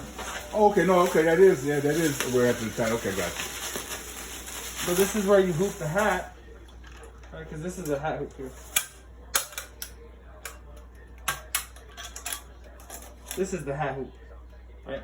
So this, you have this on a table. You get your hat hoop, you put it So on. they sent me 2 different hat hoops. Basically. So yeah, you have 2, because they send you 2 of every hoop. Because you Okay. have one running and one waiting. So that one has, this hoop already has a hat on it. Okay, gotcha. So what this is, you have this connected to a table. You open this up. Right, open this up. Boom, you put your hat on here, lock it down. So I've already got a hat ready to roll, so I gotta wait. Yeah, exactly. I just take that off of there and put this. So like this on a table, you got the hat hooped. You pop this off. So what type of table should I have or get? Anything that this will fit, that's thinner than this, that this will go into, because this is like a C-clamp. So So I the go table like a- will slide into here, and then you So I lock go it. like a bit lock and find some sturdy little table. Would have like a lip on it, Yeah, exactly. and then chomp that on And there. just lock this on there, so you just have it. Like it'll be something like this. But more sturdy. Exactly. Because you're gonna have to put some pressure on it. You don't want to put pressure on the Yeah, table. this will lean over, fall over, right? Exactly. Too bad it couldn't fit on there. So I know they have like stuff right here, but it doesn't really fit. that'd be in the way, you know. Yeah. I know on the we have one machine that it fits right here, but it's too Yeah, I would have thought they would have probably did it where you can put it right there somewhere. I did see a person, they put like they had like a thick piece of plywood they slid underneath here that went across, and then they just had this sitting connected to it in the front. Something like that. Put some plywood like that. Exactly, just a little thinner across. It was like as wide as, it went all the way up to the back, as wide as the gap between the feet. So they had like a surface also, like a little table, Right. but then this was like just connected to it. Right. So it was out of the way, it wasn't in that way, yeah, whatever. But still like close enough so they don't have to like go to the other room or anything. I could probably make it fire. So. I Yeah. mean, because I'm taking the hat off and put it on there. It doesn't seem like it's hard to do. Yeah, no, it's not hard. It's just you need just a sturdy surface to do it on. So I mean, like for right now, we can hook it up to like something right here, just so I can show you. Yeah, And then in the future, you want to get it right there, you can. and then later Excuse my down the dust. line, you could Excuse my dust. go get a spot. You hear me? Oh, use your dust. Excuse my dust. Oh, that's not good. So get something like that. And then this guy will just come off. There's a black hat in there.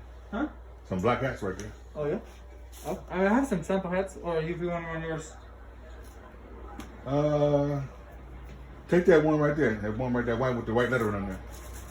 That I don't know if you see a white black hat in there with the white lettering on there. I was trying to do something else on there. This one? Yeah, put it on there. Use that one. Oh, it's like a. See if that, that'll work. Yeah.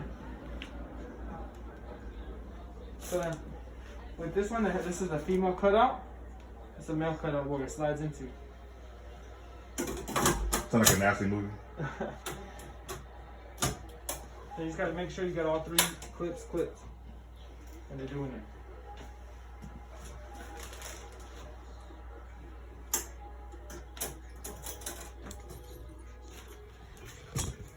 So when it's like a snapback, you wanna open up your snapback. Open up your sweatband. Take these clips off. Yeah, I forgot to send you 2 everything. So when you're hooping it, you want to get the sweatband underneath. There's a little metal tab here in the middle that has a hash mark. This little metal tab here. Yeah. You want to get the sweatband underneath. Once you get the sweatband underneath, you just fold the hat out all the way around. Get the sweatband wrapped around all the way around. And once you have it on there, hold it from the bottom. And you throw the strap around. Feel for the clip. Yeah, that's work right there, because it took me no time to do that. But once I learned it, got a feel for it, I was able to do it. Yeah, we have to do some.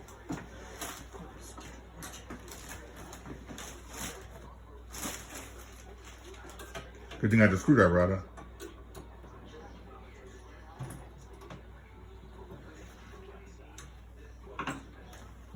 Alright, take 2. Wrap this around, sweatband underneath the little tab. Flex your sweatband ground.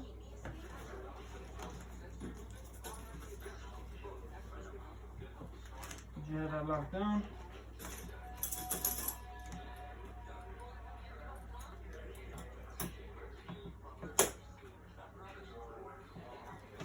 And once that's locked down, just push to the middle. Make sure there's not like a. Make sure the hat doesn't like flex inwards a lot. Okay. Once you push down, it just has a little bit of movement. It always will. Right there, you're good. Let's check your. Yep. Once the hat's on there, pop the 3 clips. And that's it. You don't need to put those other little clamps on there? Yeah, you can just put the clamps on the back. I mean, if you run it without them, let's say you run it and you forget to put them on, it's not the end of the day. You can still finish the hat. Okay. Nothing's gonna go wrong. You just need one. They give you a lot of clamps, huh? Yeah, I mean, you only need one. How many they give me? Like 4 on that hat? 4 for each one, yeah. So then from this point, then we gotta take these arms off.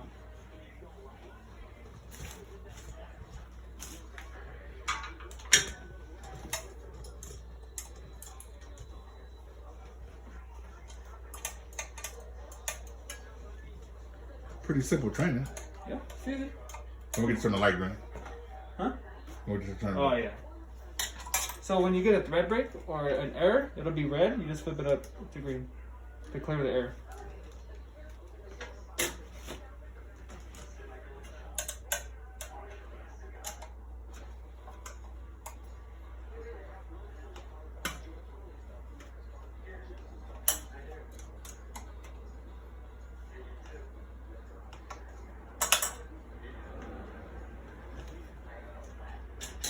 Now these little arms on the side right here, what is those arms for? The little gray arms? To put like extra Oh, spools or bobbins. So at least you have it close by so you see it.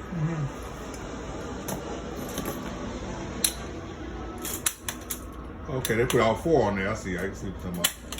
Yeah, but man, you only need 2. You don't need to put all 4. You want those up? You get to take the clips off and then have it come off. Huh? Take it. You can take the clips off and then the hat will come off. So we don't need to do this hat, huh? No, that one's already done. That's the hat they ran at the first sample.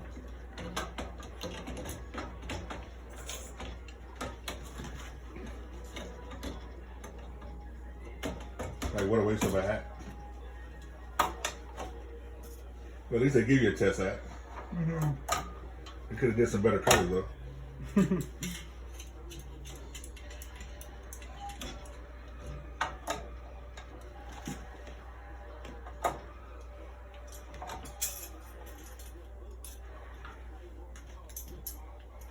So in your toolbox, you should have had this little squiggle. It looks like a Z. It's called a Z tool.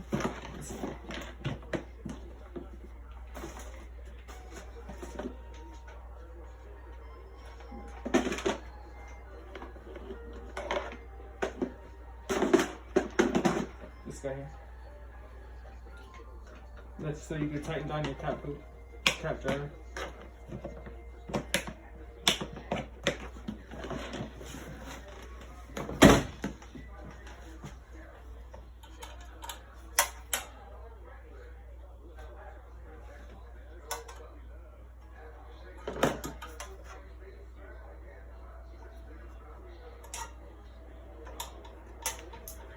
So that makes it easier for that. I'm using that tool to tighten it down. Well, it's just because it's a Phillips. Unless you have another Okay. tool. This Oh, is, it's a specialized Phillips on there. no, it's just a Phillips. Okay. A regular Phillips. Okay. Yeah.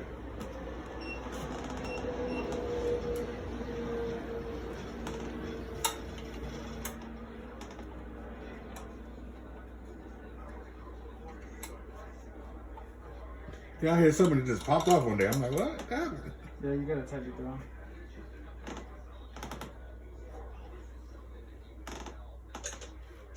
Alright. So, what design you want to run?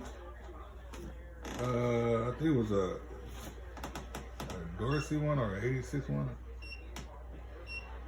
Yeah, let's try that.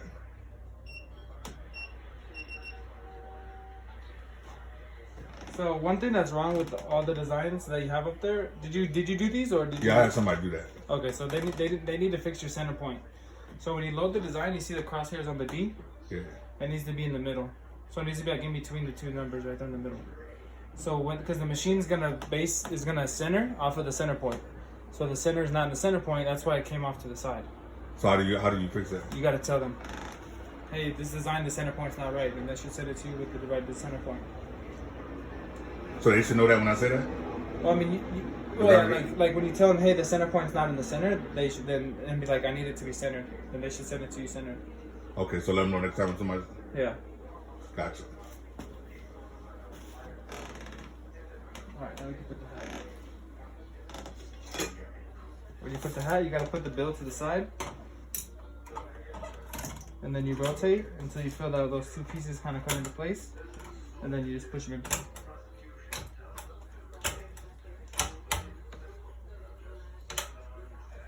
So everything clicks in. Yep.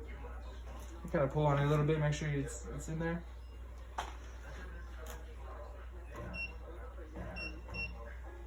You want to line up the needle 1 with the middle seam of the hat, so you know it's centered.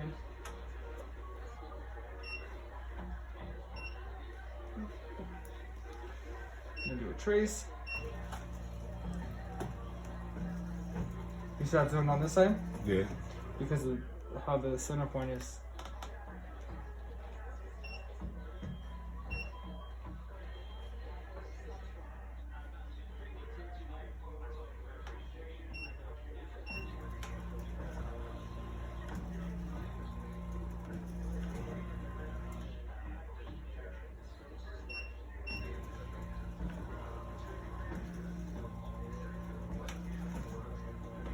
I'm like a curve tattoo. Huh? I'm like a curve tattoo. What color do you want it to be? Green. Green. Yeah, I was trying to do a heat transfer on that hat. Well, green, the darker green or the dark green. So that, what number would that be? Like 14, 13, No? 14, 12. This one back here? Oh, that's 12. Yep. Then you come here, 12. This will only let you fill in the amount of boxes as there is colors. So if the design only has one color, it won't let you put one box. If the design has 5 colors, it won't let you put 5 numbers. It won't let you keep filling in boxes and boxes and boxes if there's only one number, one color. And you just push OK. So because the design is not, the center point's not right, we have to physically center it. So that's something that you need, if it's the same digitizer you're using, tell them, like next time you give them a file, hey, I need the center point to be in the middle, you know, because none of the designs I looked at right now are center points. Right, right. okay. So next time, tell them to put it in the center. They should know to center it. No, the center point. The They center might have point. the design centered, but they don't have the Or center. just tell them center point. Center point needs to be in the middle, yeah. So once you do your trace, everything's good. You're looking at that the needle's not gonna hit the strap.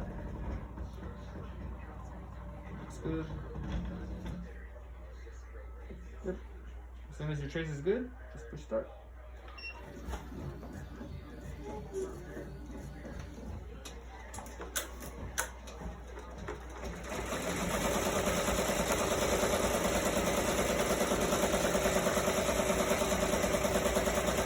Any questions you have for me so far?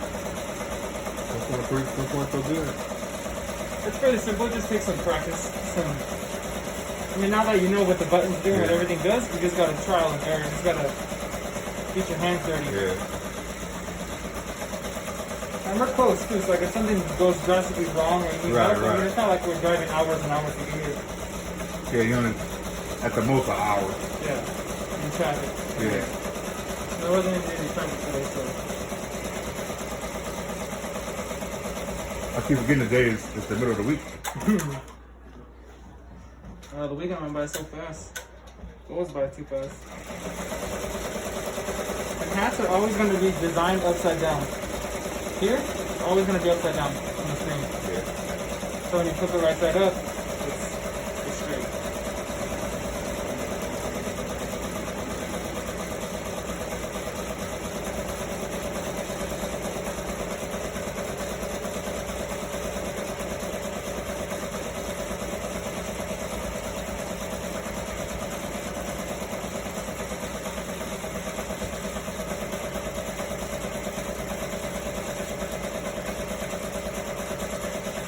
you're gonna run on these hats, you can do these hats all day long because it's not real structured, so you can get it pretty flat.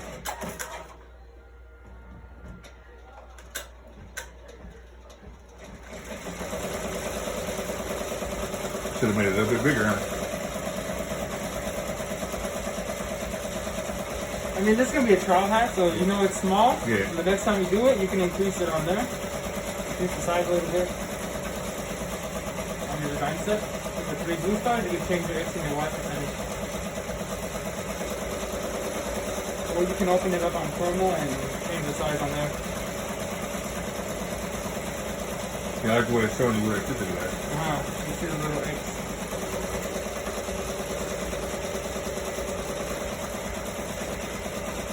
So I'm going to show you a reverse so I'll show you right here. Or actually, hold on. Yeah. So let's say you had a thread break, right? Machine's beeping, giving you a thread break. You come in here, all you do is push your stop button, and the machine will start moving. It'll start reversing. And you'll see on the screen, it'll start going down, and it'll turn black on the screen. As soon as it gets to the spot where you notice that the thread break or wherever it stopped happened, you stop again. So I'm gonna stop. You see it's turning black. You push stop again. Right? Once you have it where you want it to be at, Right. you come up here and you flip this from red to green, back to red, and that tells the machine when it's on the second red that you want it to start where you tell it where you're telling it to. Right. If you just flip the red up to green just the one time, the machine won't start until where you stop, until where the thread broke happened. Like how it's gonna do right now. The machine, everything's gonna move. This is gonna look like a stitching, and as soon as it gets to the part where I stopped it, then it'll start, because you didn't put it back up to the red. Okay. So in this case, I'm not gonna flip it up red because I don't want it to double stitch. But in this case, in a case of a thread break, you would flip it up red to clear the reset and then push start. Gotcha. You see, everything's gonna look like it's stitching. It's gonna get to where it's about to stitch, and then it'll fill in the stitches, and then just keep going with the design. Can we do that on another hat with blank with nothing on it? Yep.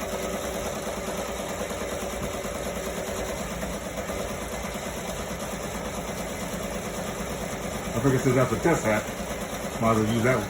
Yep.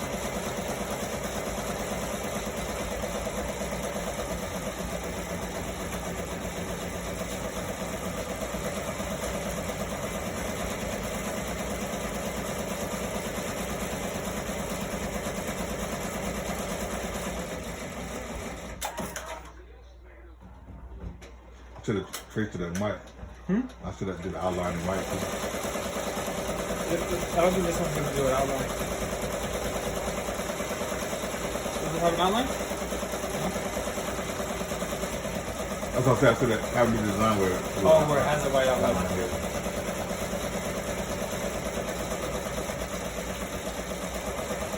You want to put that white hat on there? Yeah.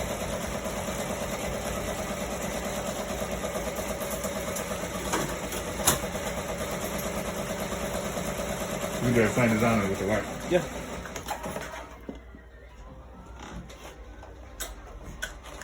It's the same brand that sells the starter kit. We get hats for It's a similar hat. Huh? It's a similar hat. Oh no, they're not gonna send hats. Oh, like no, I'm saying this is the same brand that we got the starter kit from. Oh, okay.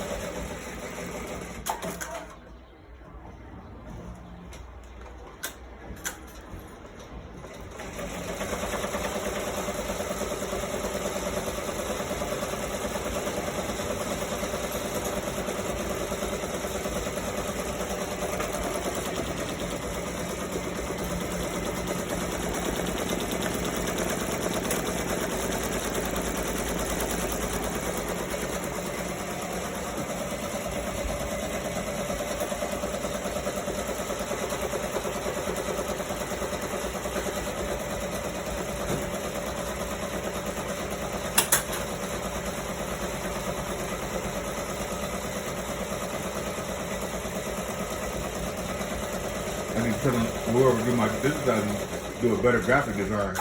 That's just kind of plain to me. Yeah.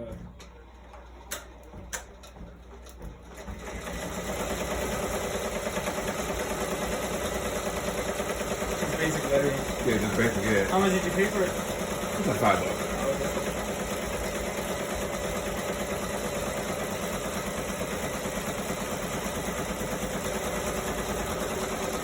That's what's trying to find me now, somebody that's really good, but also too, I can give me like bundles. I can do the digitizing and DCS or transfer, and I can just handle my flash drive. You know, here's a 32 gig, put as much as you can on it, and just send me over to a charger. So give me some different designs that I can put on hats and t-shirts and this and that. Yeah. That's it.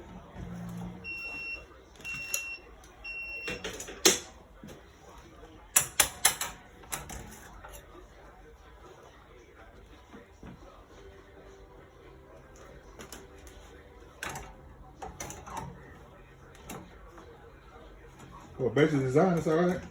Yeah.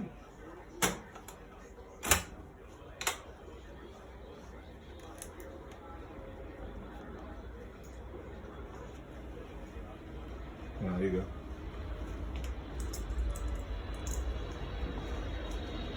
You're pretty close to the airport, huh? Huh? You're pretty close to the airport, huh? Yeah, LA's right there. Yeah. Yeah, I live in the flight plan. Yeah, when I'm on the phone, even when I was on the phone with what's his name? Esteban. Uh-huh. He's like, you live by the airport? I said, yeah. He said, what airport is that? I said, LAX. He was actually out here not too long ago on vacation. Oh, he's in Florida? Yeah, Esteban's in Florida. Everybody's in Florida except me. And if you talk to a girl named Sasha, and if you talk to somebody named Juan, us three are the only people that are in LA. Okay. Everybody else is Miami. So you guys work out of the office in Cyprus? Yeah, Are you only three of y'all work out of the office? yeah, Interesting. yeah. So like right now for any traveling, it's me and Johnny. Because Sasha's not traveling right now. She's quarantining. She doesn't want to travel, so we're just having me and Johnny travel. Like I was up in Napa Valley 2 weeks in a row. You can put that back on there. Yeah. They sent me up to Napa Valley. I've been everywhere with the company. They sent, like, when I first started, I started in October last year. They sent me to Florida for training. 2 weeks training in Florida. And then when I got back, they started sending me everywhere. I've been in Washington, Wyoming, Texas.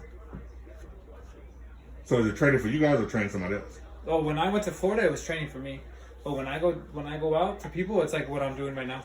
Oh. But they have multi-heads, like a 2-head or a 4-head. Go ahead. So, okay, since your office, so why does your office only have 3 employees? It's just a small office. I think they're getting more people, but we had 4. I mean, I understand because of the coronavirus. No, like even from when I started, the most people we have is 4. Well, I'm sorry, we have 4 with our manager, but she doesn't travel, but she's our manager. Okay. So as a techs at work, there's 4 of us, but one's a manager, and then Okay. 3 techs. So basically, you guys. We cover like the whole west side of the United States.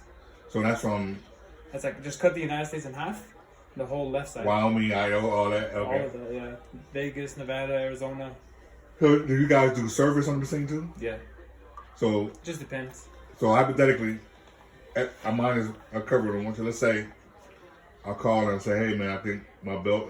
I know it's a building there, right? Uh-huh. They said the belt is broken.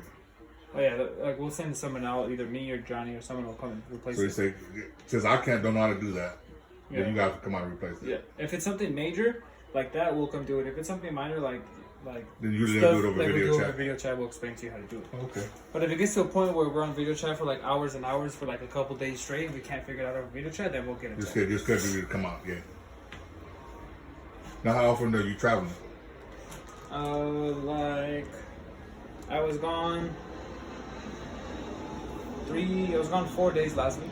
So I was gone Monday, Tuesday, Wednesday, and then I had a service on Friday. So I was only in office on Thursday last week. The previous week I was in there the whole week. So each day you was at somewhere, different city.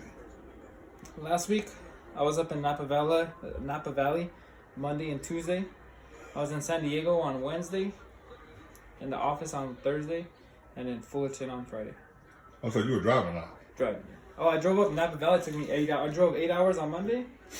Swapped the dude's machine out on Tuesday, and drove 8 hours back Tuesday. So like one day. Oh, so you had to go pick up a machine, get to do the brand new machine. Yeah, so like his machine was like completely messed up. He had an EM1010, a real small one, and we swapped it out. He had a lot of issues, so we swapped it out. So I drove up there when his machine was getting arrived, and I drove the old one back. So was the issues his fault or? Oh no, it was the machine. Okay. Yeah. But luckily his machine was covered under warranty. Yeah, like I had went out there to service it. I had went out there to service it, but the issue was greater than what I went out there for. So then they just decided to swap it. Yeah, because I was. So for this side, you want the same color? Do black. Black. Yeah, because I was noticing. I guess I have like a 5-year warranty or whatever. Yeah, well, there's different levels to the warranty. Each level covers something else. I gotta call to make sure what warranty is. So for 90 days, the first 90 days, everything is covered. Travel, the tech, parts, anything, everything's covered. After 90 days, up to a year, if we have to send any all parts are covered up to a year, but after 90 days, you have to pay for travel or shipping. And then from a year to 3 years, if it's any small parts, you have to pay for it, but if it's anything that deals with electrical or drivetrain, like motors or boards, then it's covered. Like some of the board and everything, wheels and everything? No, like the only board that there is one behind this. There's one behind here, there's one on the side, and there's one in the back.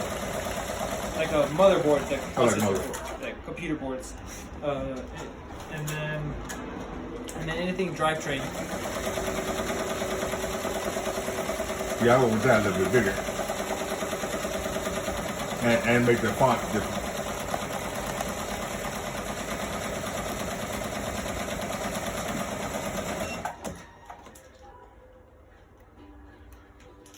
Yeah, if you want the font to be different, you gotta have them. You either gotta fix it on your Chroma, or you got to tell them to redigitize it. Now let me ask you this. Okay, like right now we're just testing. So I don't really need to do any servicing right now as far as cleaning. I need to do that right now. No. So right now I'm good, but let's say I do. So like there is maintenance that you have to do on the machine. Right, yeah, I realize that. So oil is every 4 hours. You have to oil every 4 hours on certain spots. There's certain spots every 2 weeks. When you're cleaning out your bobbin case, it's every day. Well, like right now, let's say like after today, if I don't do anything with the machine right now. Fine. You can shut it off and run it for a few days, you'll be fine. Right. But if I'm, like let's say. Like if you're running this machine 8 hours a day, you need to be oiling twice a day. Exactly. And cleaning the bobbin every day and things like that. I noticed and I noticed with this one, the oil goes in certain places. From off the video. You have the maintenance video? I saw it in one of the videos, yeah. I'll show you.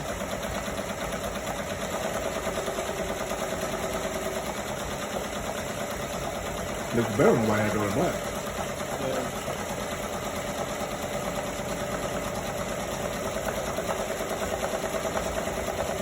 You have to make the design a little better and the font. Yeah, you gotta have to make a thicker font so it pops out more.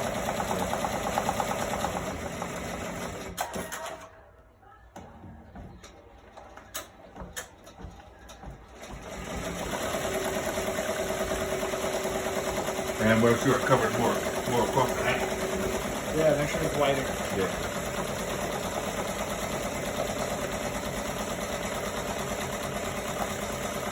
So far, so good, man. I mean, it's not too difficult. Pretty basic. I mean, I got it now. Yeah.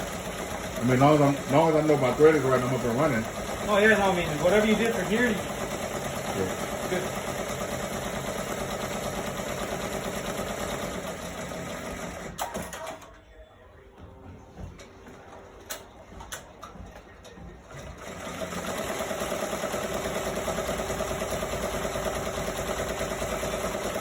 They pay you guys pretty decent? You paid $18 an hour?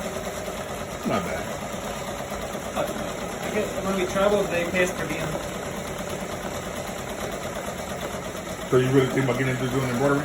I want to do like on the side. Like get out of work, go chill. Because I have like a little patio.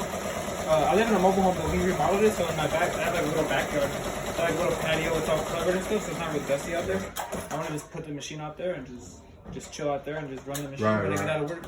You know. And for you, it'd be a lot easier because you already know what to do. Yeah, I can run the machine, go inside, my hair beat, come outside, fix it. You know. So one thing you gotta do is, Like the only thing would be like if something major goes wrong, like a belt rips, I'd have to get the belt. You know, or like if the board fries. so one thing as far as getting the machine, you still get it from before. Oh yeah. I have them say I'll buy a brand new one. They have floor models in Cyprus that you can buy used. They're a couple grand cheaper. The floor model. Would you buy one of those or buy brand new? If it was personally, I would just buy a brand new.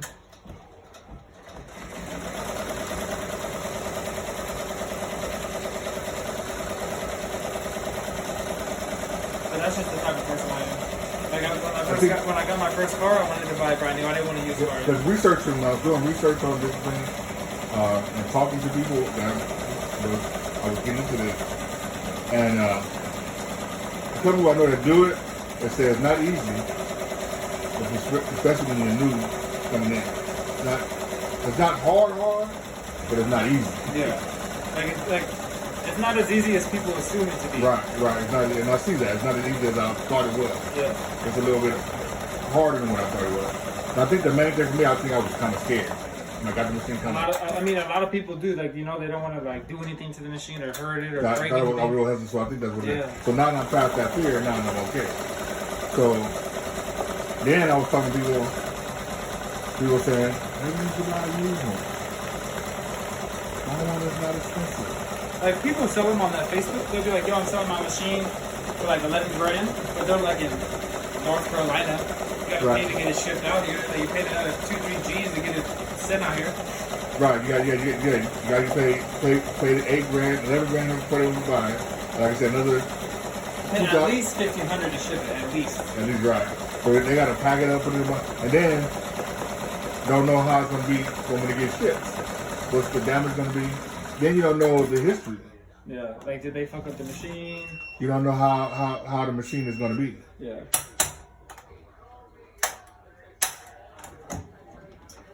Let me see the other hat that we ran.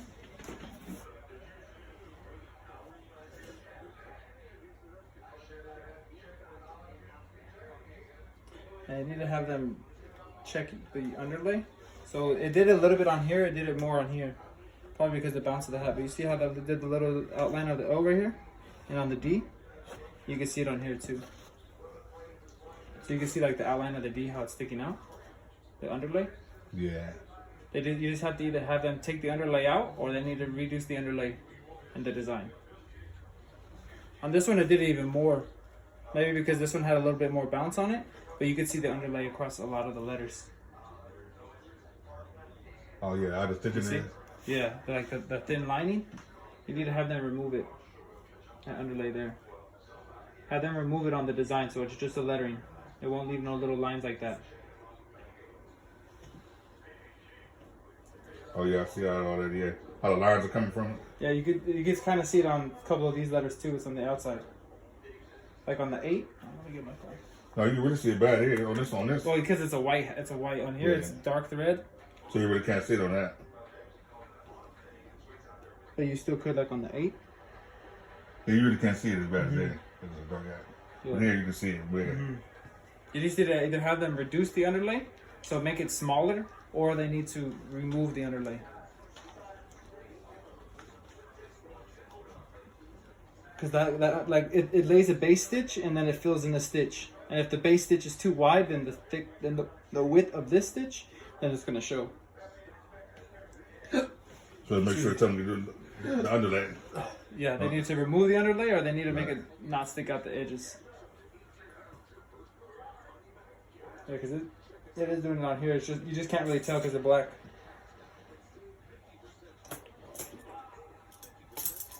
You know, like if they reduce the underlay, it'll just do the thickness of the letters, and it'll come out real clean. Right. See, it looks good back there with the white and the green. It looks okay back here too. Yeah. So I mean, this is like another way to tell like that it's not necessarily the machine messing up because all the stitching is good on the back. And if the underlay still came out too wide, then it needs to be adjusted. So basically, if I do a design off of here, straight off the machine to the hat. And It doesn't really do it. It does an underlay, but not very much. not much. Okay. Yeah, that's like how I did the H. You know, the H when I did the underlay, it was real thin, and then it did a wider stitch. Why do you think they don't give the machine the best graphic or the best? What do you mean? The best software. Well, they give you like the lowest version of it. If you want like the highest version, you'd have to pay for it. How much is that? You know what I mean? For the looks, I can't remember. It's like Because I would think, I was comparing. I would think with this company, since they're trying to compete and be on a better level than other companies. Other companies don't really give you digitizing software. Oh, they don't. You have to pay for it. So Like if you go to Melco and you want a Melco software, you have to pay for it. So basically, the software they're giving is free, even though it's not the best. Yeah, it's still free. Or they add it to the price of the machine out of whichever. Or whatever how they doing it. Whatever they want to do it. Whatever how they doing it, they add it to the price of the machine. Yeah. Even though it's not the best software. I mean, I don't know if that's what they're doing, but the software does come free with the machine. Right. Even though it's not, like they said, the best software. Yeah. I mean, it is a good software. It's just not the highest version of that software. Right. The highest version of that software. It's just enough to kind of do the basic, whatever you want to do. Exactly. Any questions so far? Or anything we went over? Nope. Is there anything you want me to go over other than what I already did? What should I be more concerned with doing?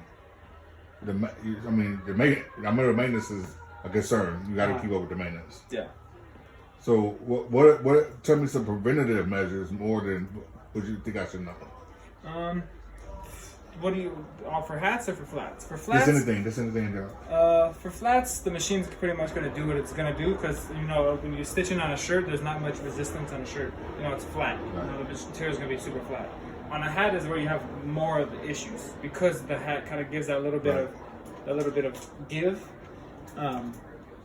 If that give is too much and you notice the hat going like do like a lot, you'll be able to hear it. You're going to get thread breaks. So just once you get like a good surface, a sturdy surface, just practice your hooping. Hoop a hat 10 times until you get like a good technique. Practice and you on notice, what you can, right. and you notice it's as flat as possible on here.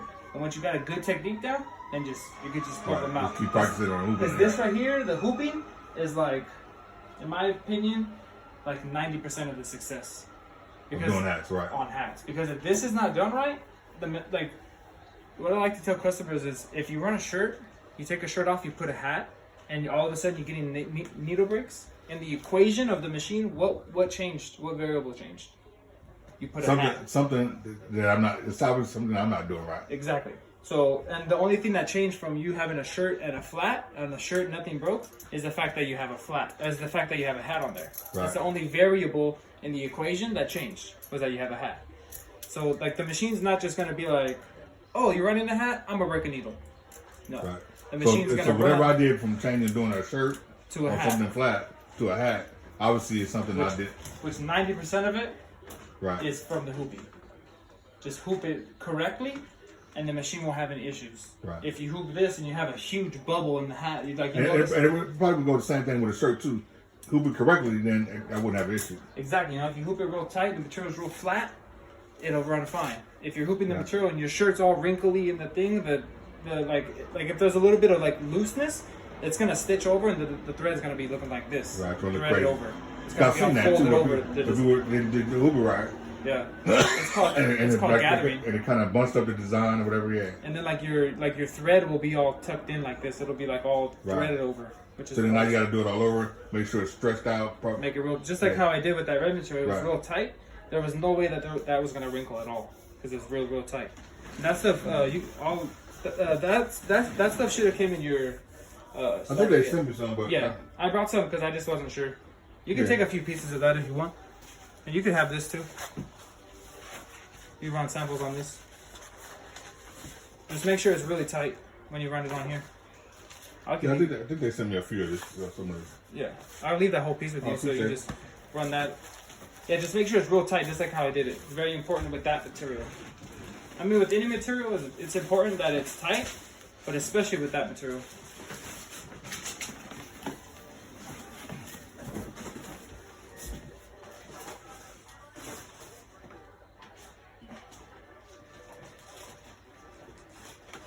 Other than that, I think I pretty much got it.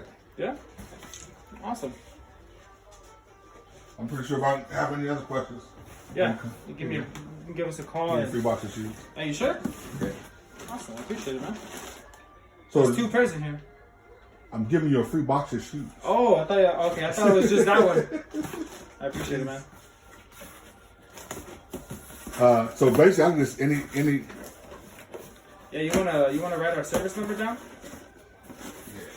Or punch it into your phone? We have a service number and an email. So with the number, you call in, of course, whenever you want, between 6 a.m. to 6 p.m. Okay. What's your service number? It's 305-418-4421. And it's going to be extension 3 for service. Okay. Store the number. I think I had a number already. I have it already. Yeah, that's probably the one that Esteban called you Right. from. Yeah. So extension 3. Yeah, extension 3. I think I called you from that number earlier. Yeah, you also. did. That's my office. That's the office number. And then so there's an email too. Yeah. Just let me know when you're ready for the email. Yeah, I got it. It's service@ricoma.com.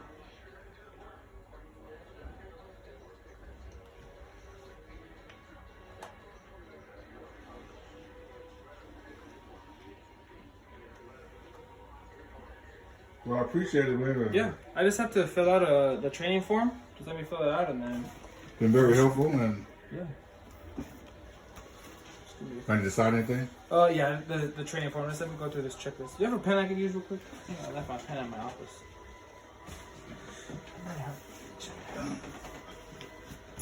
No, I have a bunch. Wait.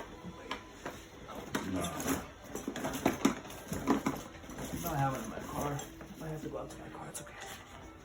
Let me take this stuff to my car and I'll be back.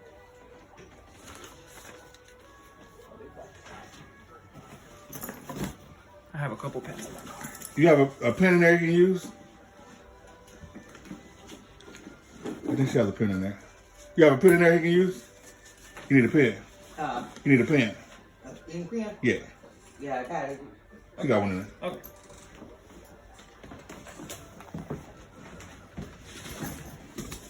Yeah, now I got me some. Well, I hope you liked that video. That video was interesting. Taught me a lot. So, and I hope it teaches you something. Gotta have customer service. Gotta have good communication skills. So once again, Ricoma, I appreciate y'all. I thank y'all for hooking me up. Get me into what I need to do. Maybe in the future, I'll be able to order me another machine once I get prolific with this machine. You know, would love to have another machine.